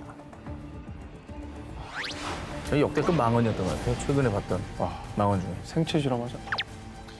결국 세계보건기구 사무총장은 To hear during the 21st century from scientists that kind of remark.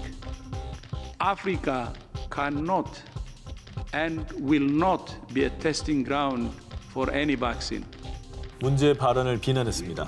하지만 이후에도 망언 논란의 불씨가 꺼지지 않자 문제 인터뷰를 한 장폴 미라 박사는 제 말뜻이 잘 전달되지 않은 것 같아요. 전 세계에서 임상시험은 이루어지지만 아프리카에서는 덜 시행된다는 점을 말하려고 했던 것뿐입니다.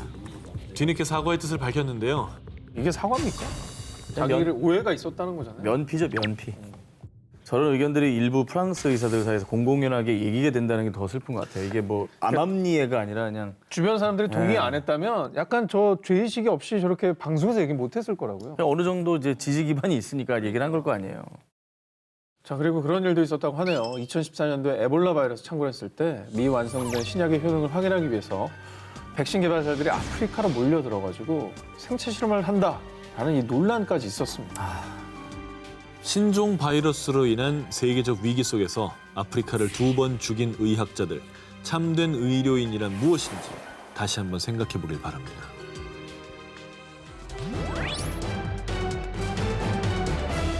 중국 간수성의 장이에 위치한 장이에 단샤 국립지질공원. 마치 무지개가 내려앉은 듯 알록달록한 색채들이 층층이 쌓인 모습에 칠채산이라고도 불리는 곳인데요. 어떻게 저런 색깔이 나와요? 자, 이곳은 무려 1억 년 전 백악기 때부터 붉은색 사암이 풍화와 퇴적 작용을 반복하면서 단층이 형성됐고요. 지층 속 철분 등의 광물질이 산화 과정을 거치며 토양이 형형색색의 빛을 띠게 됐는데요. 이곳이 지질학적 특성을 비롯해서요, 400여 종의 희귀 동식물이 서식하고 공룡 화석도 발견되는 등 생물학적으로도 가치가 매우 높아 2010년에는 유네스코 세계 자연유산으로도 등재되기도 했습니다. 그래서 이 장엄하고 아름다운 천혜의 자연 경관에 중국은 물론 세계 각국에서 장애 단샤 국립지질공원을 찾는 발길이 끊이지 않고 있는데요. 자, 그런데 말입니다. 지난 2018년 8월 이곳에서 정말 충격적인 사건이 발생했습니다. 지질공원을 찾은 중국인 관광객들이 찍은 영상인데요. 踩死个头！哇， 뭐야? 我破坏了6000年的那个啥子哦。 들어가면 안 되는 데 아니에요? 저거를 본인이 자랑을 했습니다. 와, 그건 뭐냐? 그들이 밟고 파헤쳐 해서는 저 땅은 최소 20만 년 전부터 형성된 모래층으로요. 지구의 지각 변동을 알 수 있는 살아있는 지표 그 자체인데 그곳을 저렇게 훼손을 해버린 겁니다. 야, 스스로 자기가 잘못된 것도 알고 있어요. 이게 정도를 넘어가는 어떤 그 비정상적인 행위를 만나면 욕도 잘 안 나오는 것 같아요. 약간 입이 좀 안 다물어지잖아요. 지금 머리에 생각나는 말은 다 비방용 말이라 말을 할 수가 없네요. 하나 해봅시다. 뭐 이런 게 생각이 나가지고. 아니 6,000년 된 것을 파괴했다라고 스스로 인정을 한다는 건 본인이 어떤 행위를 하는지 알고 있다는 거 아니에요? 맞습니다. 역사적 가치를 알고도 그랬다는 거 아니에요? 그렇습니다. 그러니까 나쁜 사람인 거죠. 자, 그리고 더 황당한 건요. 이 관광객들은 사람들의 관심을 끌기 위해 해당 영상을 직접 동영상 공유 사이트에 게시하면서요. 여러분, 입장권 안 사고 뒷문으로 들어왔는데 경치가 더 좋아요. 이렇게 말도 안 되는 행동을 자랑스럽게 소개하기까지 했습니다. 자, 그렇습니다. 한 번 훼손된 자연은 결코 원래대로 복구될 수 없습니다. 그렇기 때문에 이들이 저지른 만행은 세계 자연유산에 대한 테러나 다름없는 짓이었는데요. 이 영상을 본 누리꾼들은 역대 최악의 관조, 그들은 세계 자연유산을 감상할 자격이 없다라며 비난을 퍼부었습니다. 저 혹시라도 또 유사범죄가 나타날 수 있으니까 처벌을 정말 세게 해야 될 것 같아요. 이 모든 일이 실수였다 하더라도 저걸 용서하기가 좀 그런데. 실수여도 욕먹어야 돼요. 저놈은 알고 들어갔고 일부러 밟은 거예요.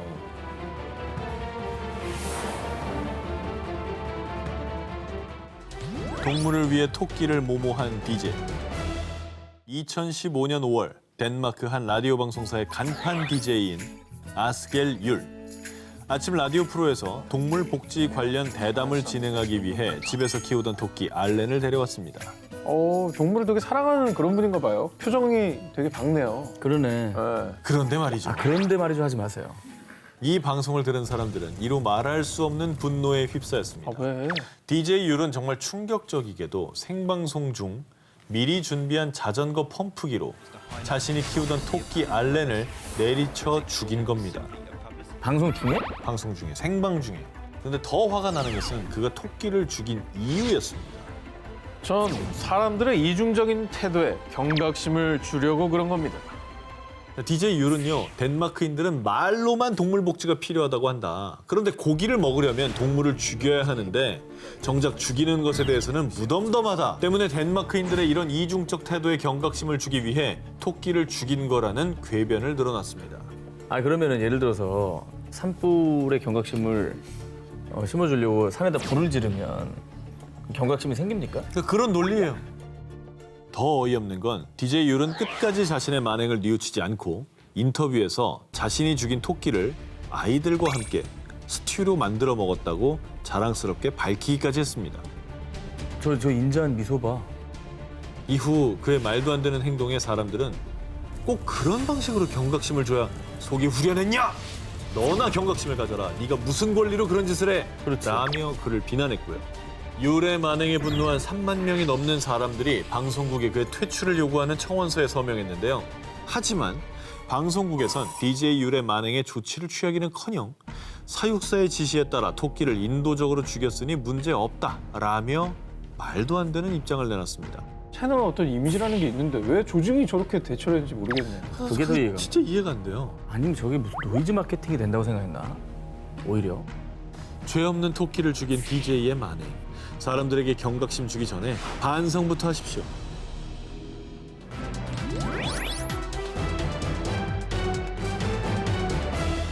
(2019년) 스페인의 한 동물 권리 단체는 이런 끔찍한 동물 학대범들은 반드시 처벌받아야 합니다 라며 한 영상을 공개했는데요. 아, 나 못 봐서. 뭔데 그게? 나 못 봐. 공개된 영상은 스페인의 남부 지역 안달루시아의 10대 소년들이 촬영한 영상인데요. 영상 속 테이블에는 맥주병이 널브러져 있고 소년들은 잔뜩 흥분 상태였습니다. 자, 그리고 한 소년은 새끼 고양이의 다리를 휙 잡아 올린 채 거칠에 흔들어대며 학대했고요. 저 들고 있던 게 고양이였어요? 그렇습니다. 그리고 새끼 고양이의 머리를 작은 유리 컵에 억지로 밀어넣으며 즐겁다는 듯이 웃음까지 터뜨렸습니다. 그리고 더 충격적인 건 야옹아, 너도 한 대 피워봐. 자신이 피우던 담배를 입에 강제로 물리기까지. 고양이 지금 꼼짝도 못하는 거 봐요. 완전 겁에 질렸네. 그렇습니다. 때리고 싶다. 아니 근데 진짜 처벌받아야 돼요. 죄의식이 없어요. 고양이가 좀 살았으면 좋겠는데 어떻게 됐어요? 네, 궁금하시죠?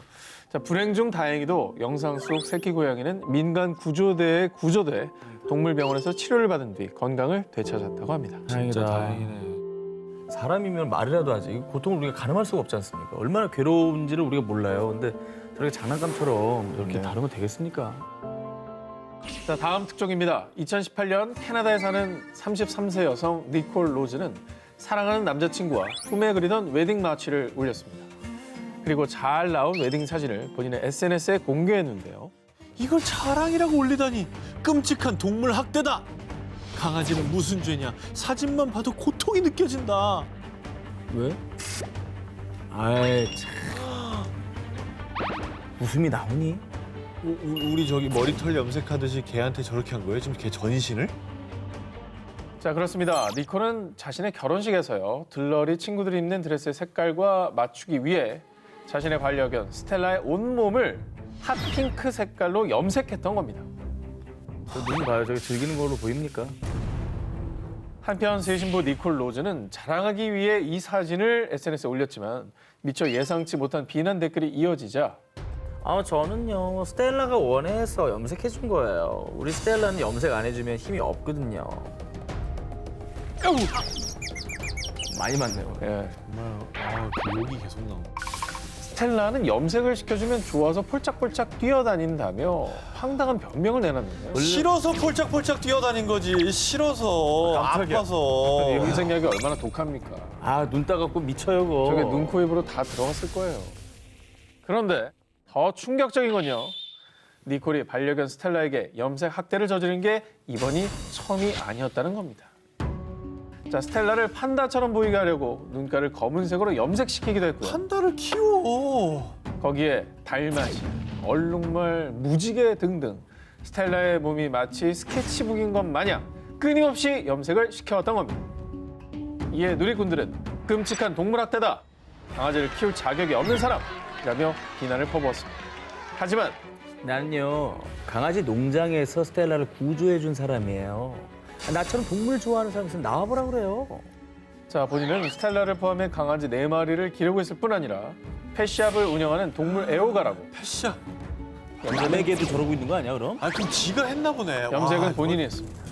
자기 강아지 보여주면서 요새 애들 이렇게 염색하면 예뻐요, 좋아해요 이랬겠지? 남의 개도 다른 저렇게 했을 것 같아. 강아지를 생명으로 안 본 거죠. 장난감, 인형으로 본 거죠. 움직이는 피규어로 본 것 같아.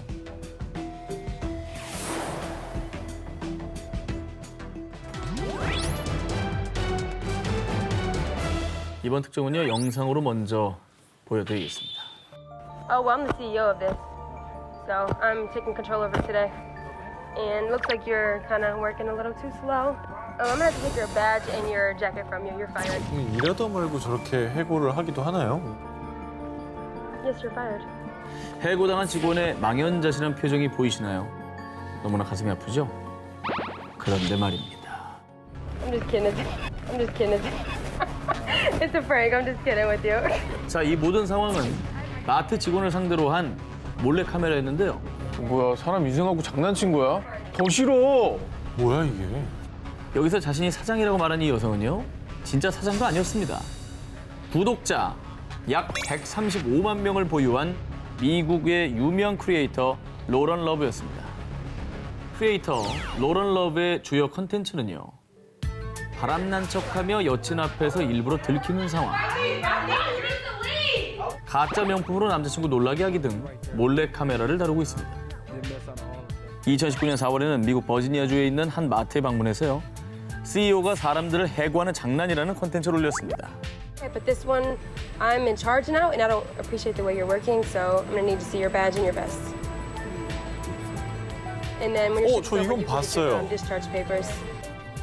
자, 실제로 방금 저 영상 속에 눈물 흘린 직원은요, 마트에서 근무한 지 6년이 된 여성인데요. 남편이 심장 질환으로 병원에 있다고 합니다. 그래서 가장 역할까지 하고 있는데 갑자기 해고 소리를 듣고 눈물까지 쏟아낸 것입니다. 저 짧은 순간에 얼마나 많은 생각하셨겠어요. 자, 결국 도를 넘은 몰래카메라로 논란이 거세지자 로런 측은 방송을 급히 삭제했습니다. 하지만 이미 영상을 접한 사람들은요, 사람 마음에 상처 입히는 게 즐거운가? 이 크리에이터는 퇴출해야 돼 라며 이들을 비난했습니다. 그리고 마트 측에서도 이후 크리에이터 로런과 촬영자 조엘을 출입 금지 조치하겠다는 성명을 발표했습니다. 선을 넘어도 한참 넘어버린 몰래카메라. 당하는 사람이 웃을 수 없는 장난은요, 결코 장난이 아닙니다. 그냥 폭력입니다. 납치된 소녀, 알고 보니 뭐뭐뭐. 2019년 12월 16일 늦은 밤, 미국 뉴욕에 사는 16세 소녀 캐롤 산체스는 엄마와 함께 거리를 걷고 있었는데요. 그런데 두 모녀 앞에 의문의 차량이 멈춰 서더니 차량에서 내린 남성 2명이 갑자기 딸 산체스를 차에 강제로 태웠습니다. 뭐야, 납치 사건이야 이게 지금? 그러게. 자, 어머니는 딸을 구하기 위해 필사적으로 차량에 달려들었지만요, 납치범들은 그런 어머니를 바닥에 내동댕이 쳤습니다. 어머머. 오, 내동댕이 쳤어요. 아, 어떻게 얼마나 놀라고 충격적이실까 지금. 자, 산체스가 납치되기까지 단 20초. 이 20초 사이에 어머니는 눈앞에서 딸을 잃어버리고 말았는데요. 다음 날 경찰은 SNS에 CCTV 영상을 공개했고요. 이후 약 300만 원의 현상금을 내걸고 수사에 착수. 주 저녁에 실종, 납치, 아동 수색을 위한 앰버 경고까지 발령됐습니다. 그리고 12,000여 명의 사람들이 수배글을 공유하며 한마음으로 산체스의 안전을 걱정했죠. 그런데요, 사람들의 간절한 마음이 하늘에 닿았던 걸까요?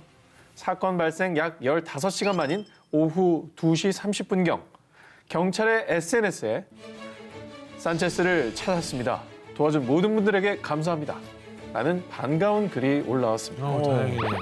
다행이네요. 근데 누가 산체스를 납치한 거예요, 그러면? 자, 그런데 뒤늦게 밝혀진 충격적인 납치 사건의 전말. 다 제가 꾸민 일이에요. 죄송합니다. 자, 딸 산체스가 납치 자작극을 꾸민 이유.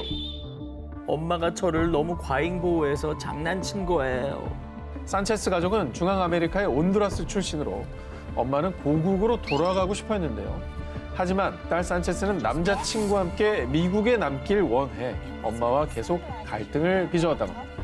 그리고 결국 한 달 전부터 남자친구 마르티네즈와 함께 납치 자작극을 계획, 3명의 공범까지 모집해 납치극을 펼쳤던 거였습니다. 아, 진짜 너무 철없다. 너무 철없다. 아니, 철없는 게 어머니를 내동댕이 치면 어머니가 다칠 수가 있잖아요. 아휴, 이런 거짓말이 진짜 무서운 게 딱 이 사람 때문에 경찰력이 쓰이고 있는 동안에 진짜 도움받아야 될 사람들은 도움을 못 받고 있고요. 또 다음에 정말 이런 납치 피해자가 생겨도 사람들이 얘도 자작극 아니야? 이러면서 그냥 넘어갈 수도 있는 거예요. 진짜 납치인데 자작극으로 볼 수도 있죠. 그럼 이거 진짜 나쁜 거라고 이게. 양치기 소년인 거죠. 중국 도 넘은 추악한 갑질. 2018년 11월 중국의 한 SNS에 올라온 충격적인 영상. 아, 오늘 영상이 왜 이렇게 많아? 我是上个月就是上班上的 이렇게 뭐 마시네? 我们其他同事 뭘 마시는 거야? 코를 막고 마시지 않았어요? 이렇게 마시는데. 냄새나. 开业嘛이 영상은요, 중국 구이저우성 북부의 쭈니에 있는 한 주택 보수 전문 회사의 직원이 직원들이 심한 처벌을 받았다라는 글과 함께 올린 영상입니다. 이들 실적이 안 좋은 펄이야. 원샷 하란 말이야. 회사 관리자 3명이 판매 목표를 달성하지 못한 직원들에게 노란 액체가 담긴 컵을 마시라며 건넸는데요. 이들이 건넨 액체의 정체는 다름 아닌 소변. 아이고. 아니 사람으로 보면은 저거를 할 수가 있나요? 실적 안 좋은 게 또 뭐 본인만의 잘못은 아닌 거잖아요. 뭐 상황적으로 안 좋을 수도 아니 있고. 본인만의 잘못으로 실적이 안 좋아도 그렇지. 오줌 매기면 안 오줌을 매긴다니. 그런데 말이죠. 회사 관리자들의 말도 안 되는 갑질, 만행은 이게 다가 아니었습니다. 또 있어. 뭐 하는 거야? 벨트로 직원들을 채찍질도 했고요. 직원들에게 목표 판매량을 충족하지 못하면 바퀴벌레 3마리를 먹어야 한다라는 내용의 충격적인 문자 메시지를 보내기도 했다고 합니다. 아니 근데 궁금합니다. 직원들은 또 왜 당하고만 있는지도 너무 의아스럽거든요. 그렇죠. 이 직원들이 회사의 갑질 횡포를 견딜 수밖에 없었던 이유. 뭐예요? 당시 직원들은 회사로부터 2달치 월급을 받지 못한 상태였는데요. 회사에서는 오히려 적반하장으로 직원들에게 회사를 그만두면 퇴직금을 삭감하겠다며 협박을 했다고 합니다. 이거 생계를 걱정한 직원들은 울며 겨자 먹기로 고통과 수모를 당하면서도 회사를 그만두지 못한 거였죠. 아니 저런 짓거리도 이해가 안 가는데 돈도 안 줬어요. 왜요 진짜. 이후 이 영상이 퍼지자 이 회사는 직원들에게 소변을 먹인 회사로 전 세계적인 공분을 샀고요. 그 뒤 중국 공안에서 3명의 관리자를 체포했습니다. 이거는 그럼 단단히 좀 처벌이 들어갔겠네요. 아무리 그래도 중국은 노동자를 위한 나라를 표방하고 있잖아요. 그렇죠. 근데 저런 짓거리를 했으니까 가만히 안 있었을 것 같은데요. 그런데 더 황당한 처벌. 2명은 열흘, 1명은 닷새간 구금뿐이었습니다. 벨트에 맞으셨던 분들은 진짜 공포스러웠을 것 같아요. 열흘 뒤에 다시 그 관리자가 내 옆에 또 나타났어. 막. 그리고 이제 뭐 저 사람들은 처벌 안 받는구나라는 무력감도 있을 거고. 그럼 진짜 뭐 회사를 그만둘 수밖에 없죠.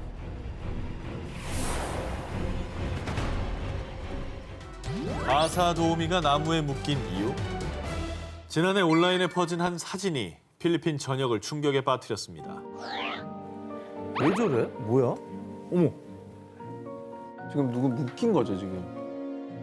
손과 발이 꽁꽁 묶인 여성은 필리핀 출신의 26살 러블리 아코스타 바루엘로입니다. 두 아이를 키우던 바루엘로는 가정 형편이 어려워지자 고국을 떠나 2억 마리 떨어진 사우디아라비아의 수도 리야드로 향했습니다. 그리고 한 왕족의 자택에서 가사 도우미로 일을 했는데요. 그러던 어느 날 바루엘로가 열심히 청소를 하고 있었는데 야, 너 이 비싼 가구를 왜 땡볕에 뒀어? 너 이게 얼마짜리인지 알아? 대청소 중에 고가의 가구를 마당에 두었다는 이유로 고용주가 극대노를 한 겁니다. 그런데 평소에도 그는 가사 도우미들의 사소한 실수에도 불같이 화를 내며 벌을 주는 것으로 악명이 높았다고 하는데요. 이번에도 역시나 분에 못 이긴 고용주는 너 오늘 나한테 제대로 혼나야겠다. 너도 똑같이 당해봐야 정신을 차리는 거야. 그러고는 가사 도우미 바루엘로의 손목과 다리를 밧줄로 포박한 뒤 마당에 있는 나무에 묶어둔 겁니다. 아이고 참 그냥 말도 안 나온다 진짜. 그리고 사우디아라비아가 아시다시피 위치가 어딥니까? 중동이에요, 중동. 그럼 땡볕에 사람이 저렇게 묶여서 조금이라도 있는다고 생각해보세요. 말이 안 됩니다, 저건. 탈수증으로 쓰러질 수 있죠. 저건 고문이에요, 고문. 그렇죠. 고문이죠, 고문.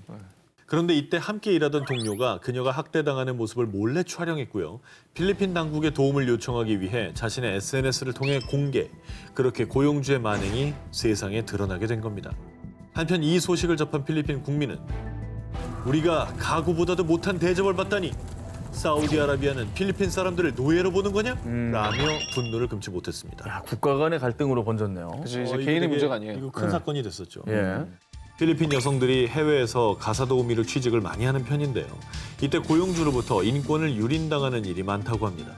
이후에 가사 도우미를 일하셨던 바루엘로는 어떻게 되셨는지. 다행히도 그녀는 필리핀 대사관의 도움을 받아 무사히 가족의 곁으로 돌아올 수 있었는데요. 이 사건으로 바루엘로는 사우디아라비아에 있는 다른 동료들의 안전을 걱정했다고 합니다. 혹시 이게 또 보복으로 이어질 수 있잖아요. 그렇게 생각하는 거죠.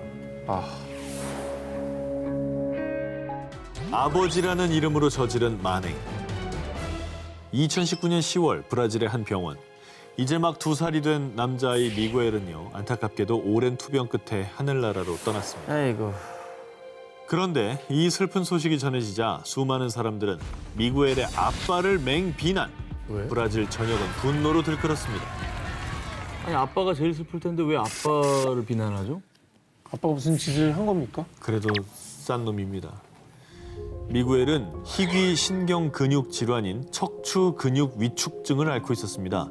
엄마 카린과 아빠 알베스는 매일 홀로 고통과 싸우는 어린 아들을 지켜보는 것도 힘들었지만 이 가족을 더 절망에 빠뜨린 것은 감당하기 힘든 병원비. 그래서 결국 미구엘의 부모는요.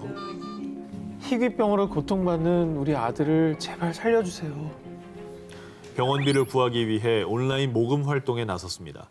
그런데 정말 다행히도 미구엘 가족의 안타까운 사연을 접한 수많은 사람들이 도움의 손길을 보탰고요.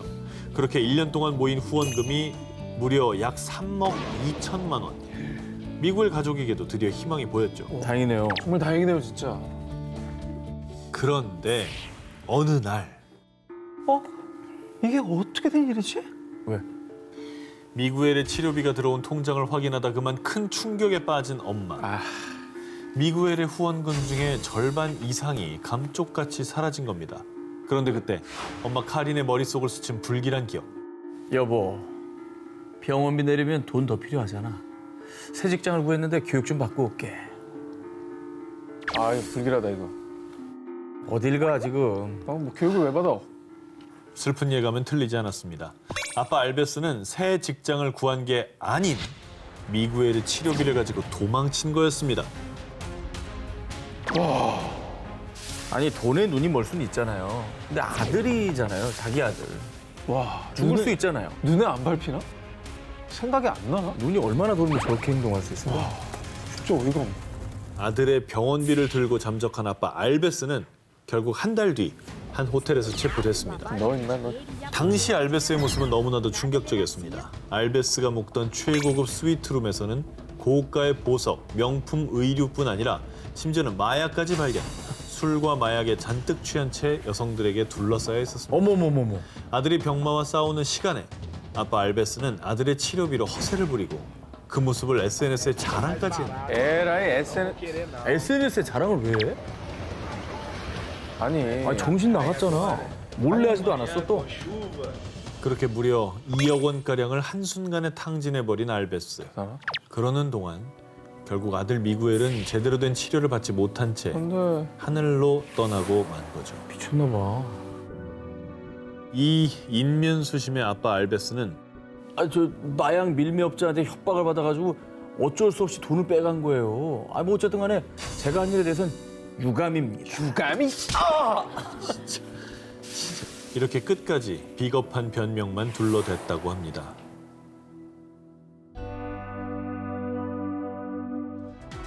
내 안전을 위해 저지른 테러. 우리가 비행기를 딱 탔을 때 뭐 여행 가는 길이면은 얼른 도착해서 놀고 싶고 귀국하는 길이면 잘 도착해서 편히 쉬고 싶고 다 이런 마음이잖아요. 그럼요. 그렇죠. 그런데 말입니다. 2019년 2월 중국 안후이성 안칭의 텐주산 공항에서 탑승 수속을 마친 160여 명의 승객들은요. 각자 자리에 착석해 비행기가 이륙하길 기다리고 있었습니다. 그런데 알려드립니다. 승객 여러분은 지금 즉시 하차해 주시길 바랍니다. 비행기 긴급 점검 때문에 갑자기 운항이 취소됐고요. 결국 승객들은 다음 날 비행기가 뜰 때까지 하염없이 기다릴 수밖에 없었습니다. 응? 아니 뭐 테러, 뭐 태풍 이런 것도 아니고 그냥 갑자기 그냥 비행기 점검이라고요? 아니 근데 승객들은 또 가야 될 사정이 있었을 텐데 너무 당황했겠는데요. 다 스케줄이 있는 거죠. 자, 그런데 말입니다. 승객들은 비행기 운항이 취소된 이유를 듣고 엄청난 분노를 하고 말았습니다. 운항이 취소된 이유. 승객인 28살 남성 루시가 탑승하면서 비행기 날개 위에 동전을 던졌는데 이 동전이 그만 비행기 엔진으로 들어가 버린 겁니다. 헐. 그래서 비행기 운항이 취소된 것이었죠. 난 진짜 이해 안 되는데 자기가 탈 비행기라면서 그 엔진에 동전을 왜 던져? 자, 그걸 설명해 드리겠습니다. 자기가 탈 거라며. 자, 자기가 탈 거니까 던진 거예요. 에? 언젠가부터 중국에서 퍼지기 시작한 미신. 비행기를 처음 탈 때 동전 던지면 무탈할 수 있다. 라는 잘못된 믿음 때문이었습니다. 나 이런 말 못 비나이다 비나이다 무탈하게 하시옵소서. 헤이. 이거 무슨 소리예요? 미신. 와. 아니, 너무 당황스러운데 이거 거의 약간 자해 아니에요? 진짜 소름이 돋는 건 어이가 없다. 저 사람이 우리랑 같은 비행기 탈 수도 있는 거예요. 너무 황당하다. 진짜 자기가 탈 비행기 왜 던져 그걸? 너무 황당해. 자, 비행기에서 동전을 던지는 행위가 얼마나 위험한지 설명해 드리겠습니다. 지난 2000년 프랑스 파리 샤를 드골 공항에서 한 여객기가 활주로에 떨어져 있던 작은 티타늄 조각을 밟았는데 이때 파열된 타이어 조각 때문에 연료 탱크에 구멍이 나서 화재가 발생했고 엔진 이상으로까지 이어져 결국 여객기는 이륙한 지 2분여 만에 추락. 승무원과 승객 109명 전원이 사망하는 끔찍한 사고가 발생한 바 있습니다. 근데 비행기가 이게 워낙 속도가 빠르니까 그렇죠. 진짜 조그만 새 조각 하나로도 뭐 끔찍한 사고를 부를 수가 있습니다. 근데 이걸 모르고 비행기가 만약 이륙했다면 저렇게 되는 거 아니에요? 그렇죠. 비행기 안전 운항을 기원하며 던진 행운의 동전. 그건 행운을 위한 게 아닌 모두의 불행을 부르는 행동입니다.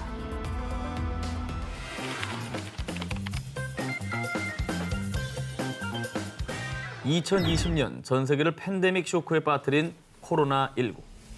세계적으로 코로나19 확진자만 무려 186만 명을 넘어섰고요. 11만 명 이상의 사망자가 발생했습니다. 이건 뭐 말로 다 할 수 없는 안타까움이 있습니다. 그렇습니다. 극복되기를 바라는 마음밖에 없습니다. 지금도 끝이 안 났다는 게 너무나 안타깝습니다. 걷잡을 수 없이 빠르게 확산되는 코로나19로 인해서 지난 3월 9일 당시 이탈리아에서 확진자 수가 무려 10,000명에 육박하자 이탈리아 정부는 긴급 기자회견을 열었습니다. 오늘부로 전국에 이동 제한령을 시행하겠습니다.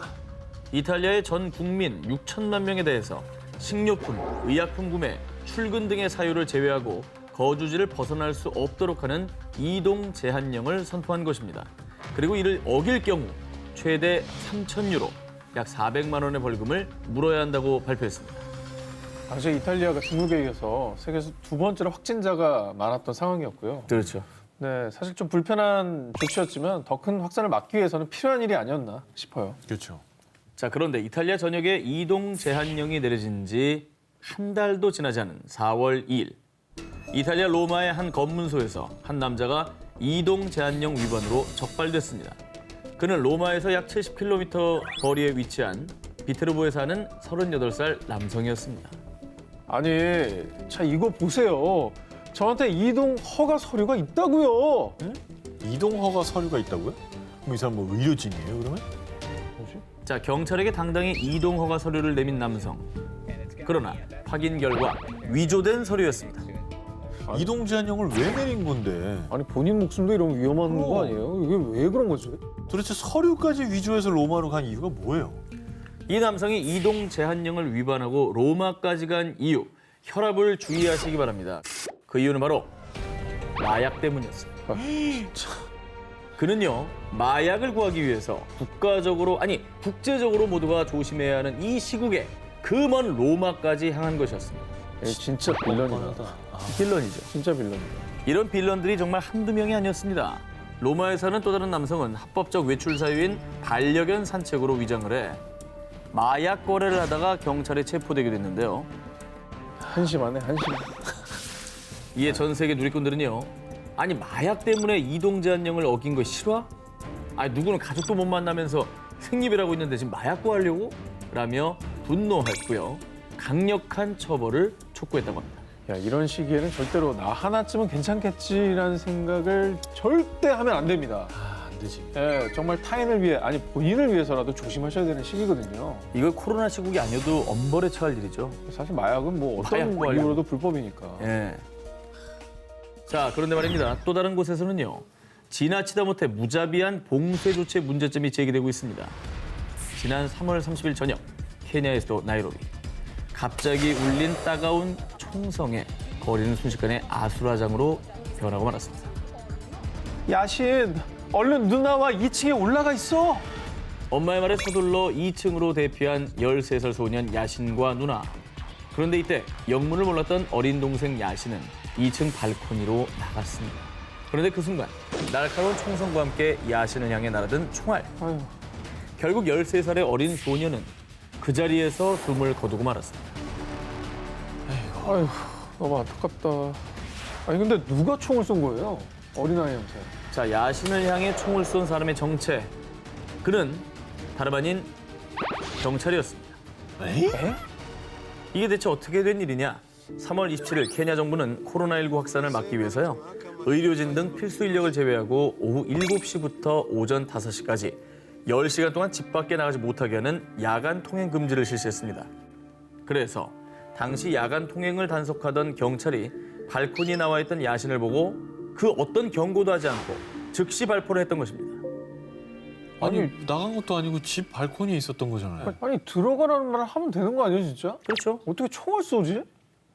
정말 믿기 어려운 일이죠. 그런데 말이죠. 이 지옥 같은 일은 이게 전부가 아니었습니다. 자, 이곳은 케냐 몬바사의 한 페리 터미널인데요. 통금이 시작되기 몇 시간 전부터 경찰이 사람들 향해 최루가스를 살포했고요. 사람들을 폭력적으로 제압해 쓰러뜨리기까지. 그래서 숨진 야신의 아버지는 우린 낮에는 코로나와 싸우고 밤에는 총알과 싸워야 한다라며 울분을 토하기도 했습니다. 말도 아니 코로나19의 확산을 막아야죠. 그래서 통행을 단속하는 정책도 이해는 합니다. 근데 이거는 통행을 단속하는 코로나19의 확산을 막는 게 주목적이 아닌 것 같은 느낌이 드는데요. 한 언론 매체에 따르면요. 경찰의 총격으로 케냐에서만 5명이 사망, 남아프리카 공화국에서는 3명, 우간다에서는 군인의 총에 2명이 사망한 것으로 전해졌습니다. 자, 이렇게 아프리카 곳곳에서 발생한 무차별적인 과잉 진압 소식에 전 세계 곳곳에서는 이건 공권력을 이용한 엄연한 폭력이다라고 말하며 분노에 휩싸였습니다. 결국 지난 4월 2일 케냐의 우후루 케냐타 대통령은 경찰의 폭력 단속에 대해 사과의 뜻을 전했고요. 13살 소년 야신을 향해 총격을 가한 경찰에 대해서도 진상조사를 명령했다고 합니다. 다신 재발하지 않도록 정말 노력해야 될 것 같고요. 이게 국민을 위한 조치가 국민을 위협한다면 이건 결코 받아들일 수가 없는 거죠. 할 필요가 없는 조치들인 거예요.